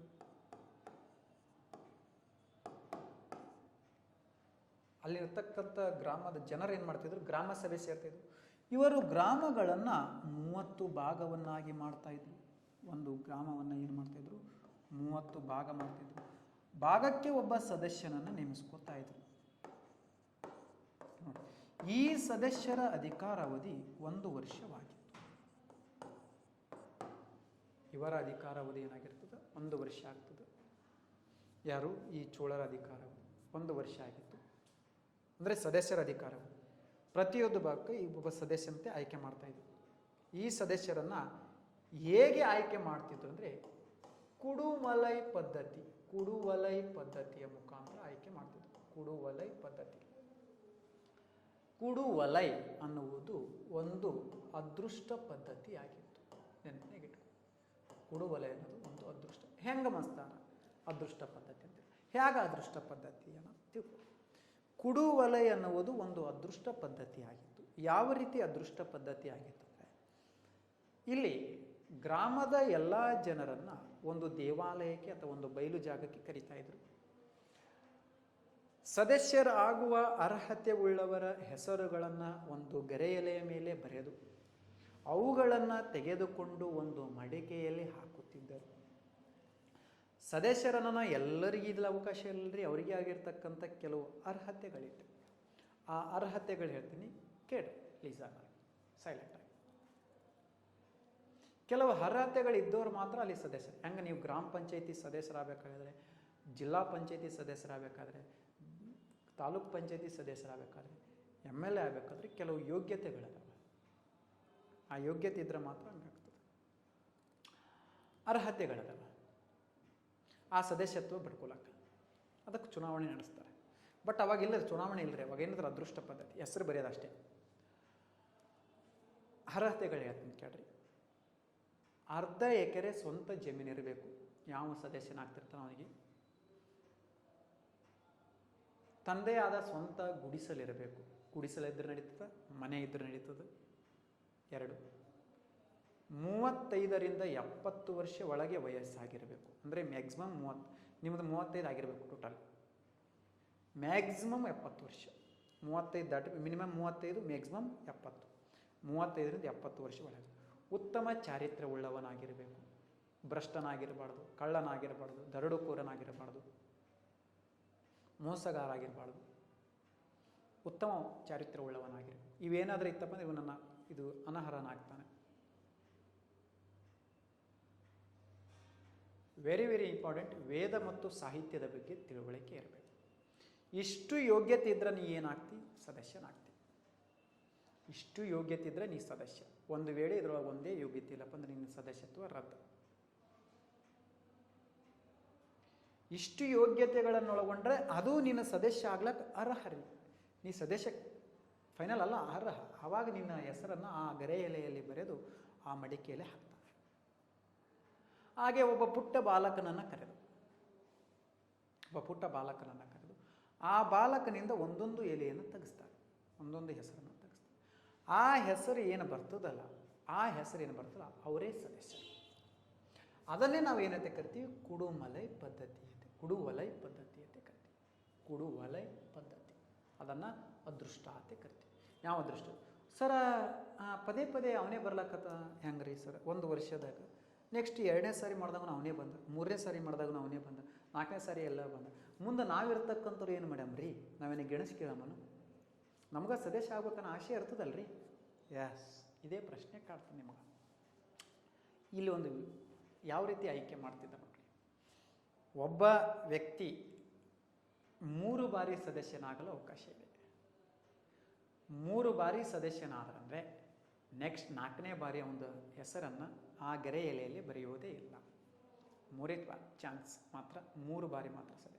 ಈಗ ಮನಸ್ಸಿಗೆ ಒಂದಷ್ಟು ಬಾರಿ ನೀವು ಮೆಂಬರ್ ಆಗ್ಬೋದು, ಏನಾದರೂ ಮಾಡ್ಬೋದು. ಬಟ್ ಅವಾಗೇನಿತ್ತು? ಲಿಮಿಟ್ ಇತ್ತು. ಪ್ರತಿಯೊಬ್ಬರಿಗೆ ಅವಕಾಶ ಸಿಗಬೇಕನ್ನೋ ಒಂದು ಮನಸ್ಥಿತಿ ಇತ್ತು. ಆ ಮನಸ್ಥಿತಿ ಇಟ್ಕೊಂಡು ಈ ರೀತಿ ಆಯ್ಕೆ ಮಾಡ್ತಾಯಿದ್ರು. ಈಗ ಏನಿಲ್ಲರಿ, ಈಗ ಅವರೇ ರೀ, ಯಾರ ಹತ್ರ ಅವರೇ ಒಳ್ಳೆಯದಾಗತ್ತೆ. ಇಲ್ಲ, ಪ್ರತಿಯೊಬ್ಬನಿಗೆ ಅವಕಾಶ ಇರ್ತಿತ್ತು. 3 ಬಾರಿ ಆಗ್ಲಕ್ಕೆ ಮಾತ್ರ ಅವಕಾಶ. ಅದೃಷ್ಟ ಪದ್ಧತಿ ಇದ್ದರೂ ಕೂಡ ಅವನ ಹೆಸರು 3 ಬಾರಿ ಆಗಿತ್ತು. ಮತ್ತೆ ಅವನು 4ನೇ ಬಾರಿ ಅವನ ಹೆಸರು ಬರೋ ಚಾನ್ಸಸ್ ಇರುವಾಡತ್ತೆ, ಅವನ ಹೆಸರೇ ಬರೀತಿದ್ರಿ ಗರೆಯಲ್ಲಿ ಮೇಲೆ. ಹಂಗಿತ್ತು. ಈ ಆಯ್ಕೆಯಾದ ಸದಸ್ಯರನ್ನು ಯಾವ ರೀತಿ ವಿಂಗಡಣೆ ಮಾಡ್ತಂದರೆ, ಕೆರೆ ಕಟ್ಟೆಗಳ ಸಮಿತಿ, ಯಾವ ನೋಡ್ರಿ, ಉದ್ಯಾನ ಸಮಿತಿ, ವಾರ್ಷಿಕ ಸಮಿತಿಗಳಾಗಿ ವಿಂಗಡಿಸುತ್ತಿದ್ದರು. ಇವುಗಳೆಲ್ಲ ವರಿಯಂ ಎಂದು ಕರೆಯುತ್ತಿದ್ದರು. ಇವುಗಳ ಮುಖ್ಯ ಪ್ರತಿನಿಧಿಯನ್ನು ವರಿಯಂ ಪೆರಮಕ್ಕಳೆಂದು ಕರೆಯುತ್ತಿದ್ದರು. ಇವುಗಳ ಮುಖ್ಯ ಪ್ರತಿನಿಧಿ ಎಂದು ಏನಂತ ಕರೀತಿದ್ರು? ವರಿಯಂ ಪೆರಮಕ್ಕಳ್. ಇವುಗಳನ್ನು ವರಿಯಂ ಎಂದರೆ, ಇವುಗಳ ಮುಖ್ಯ ಪ್ರತಿನಿಧಿನ ಏನಂತ ಕರಿತಿದ್ವಿ? ವರಿಯಂ ಪೆರಮಕ್ಕಳ್. ಇಲ್ಲಿ ರಾಜನಿಗೆ ಸಹಾಯವಾಗ್ತಕ್ಕಂಥ, ರಾಜನಿಗೆ ಸಹಾಯಕವಾಗ್ತಕ್ಕಂಥ ಆಪ್ತ ವರ್ಗ ಒಂದಿತ್ತು. ಆ ಆಪ್ತ ವರ್ಗವನ್ನು ಉದನಕೂಟಂ ಎಂದು ಕೂಡ ಕರೆಯುತ್ತಿದ್ದರು. ಆ ಆಪ್ತ ವರ್ಗವನ್ನು ಏನಂತ ಕರಿತಿದ್ರು? ಉದನಕೂಟಂ ಅಂತ ಕರಿತಿದ್ರು. ಯಾರಿಗೆ ಸಹಾಯವಾಗ್ತಕ್ಕಂಥ ಆಪ್ತ ವರ್ಗವನ್ನು?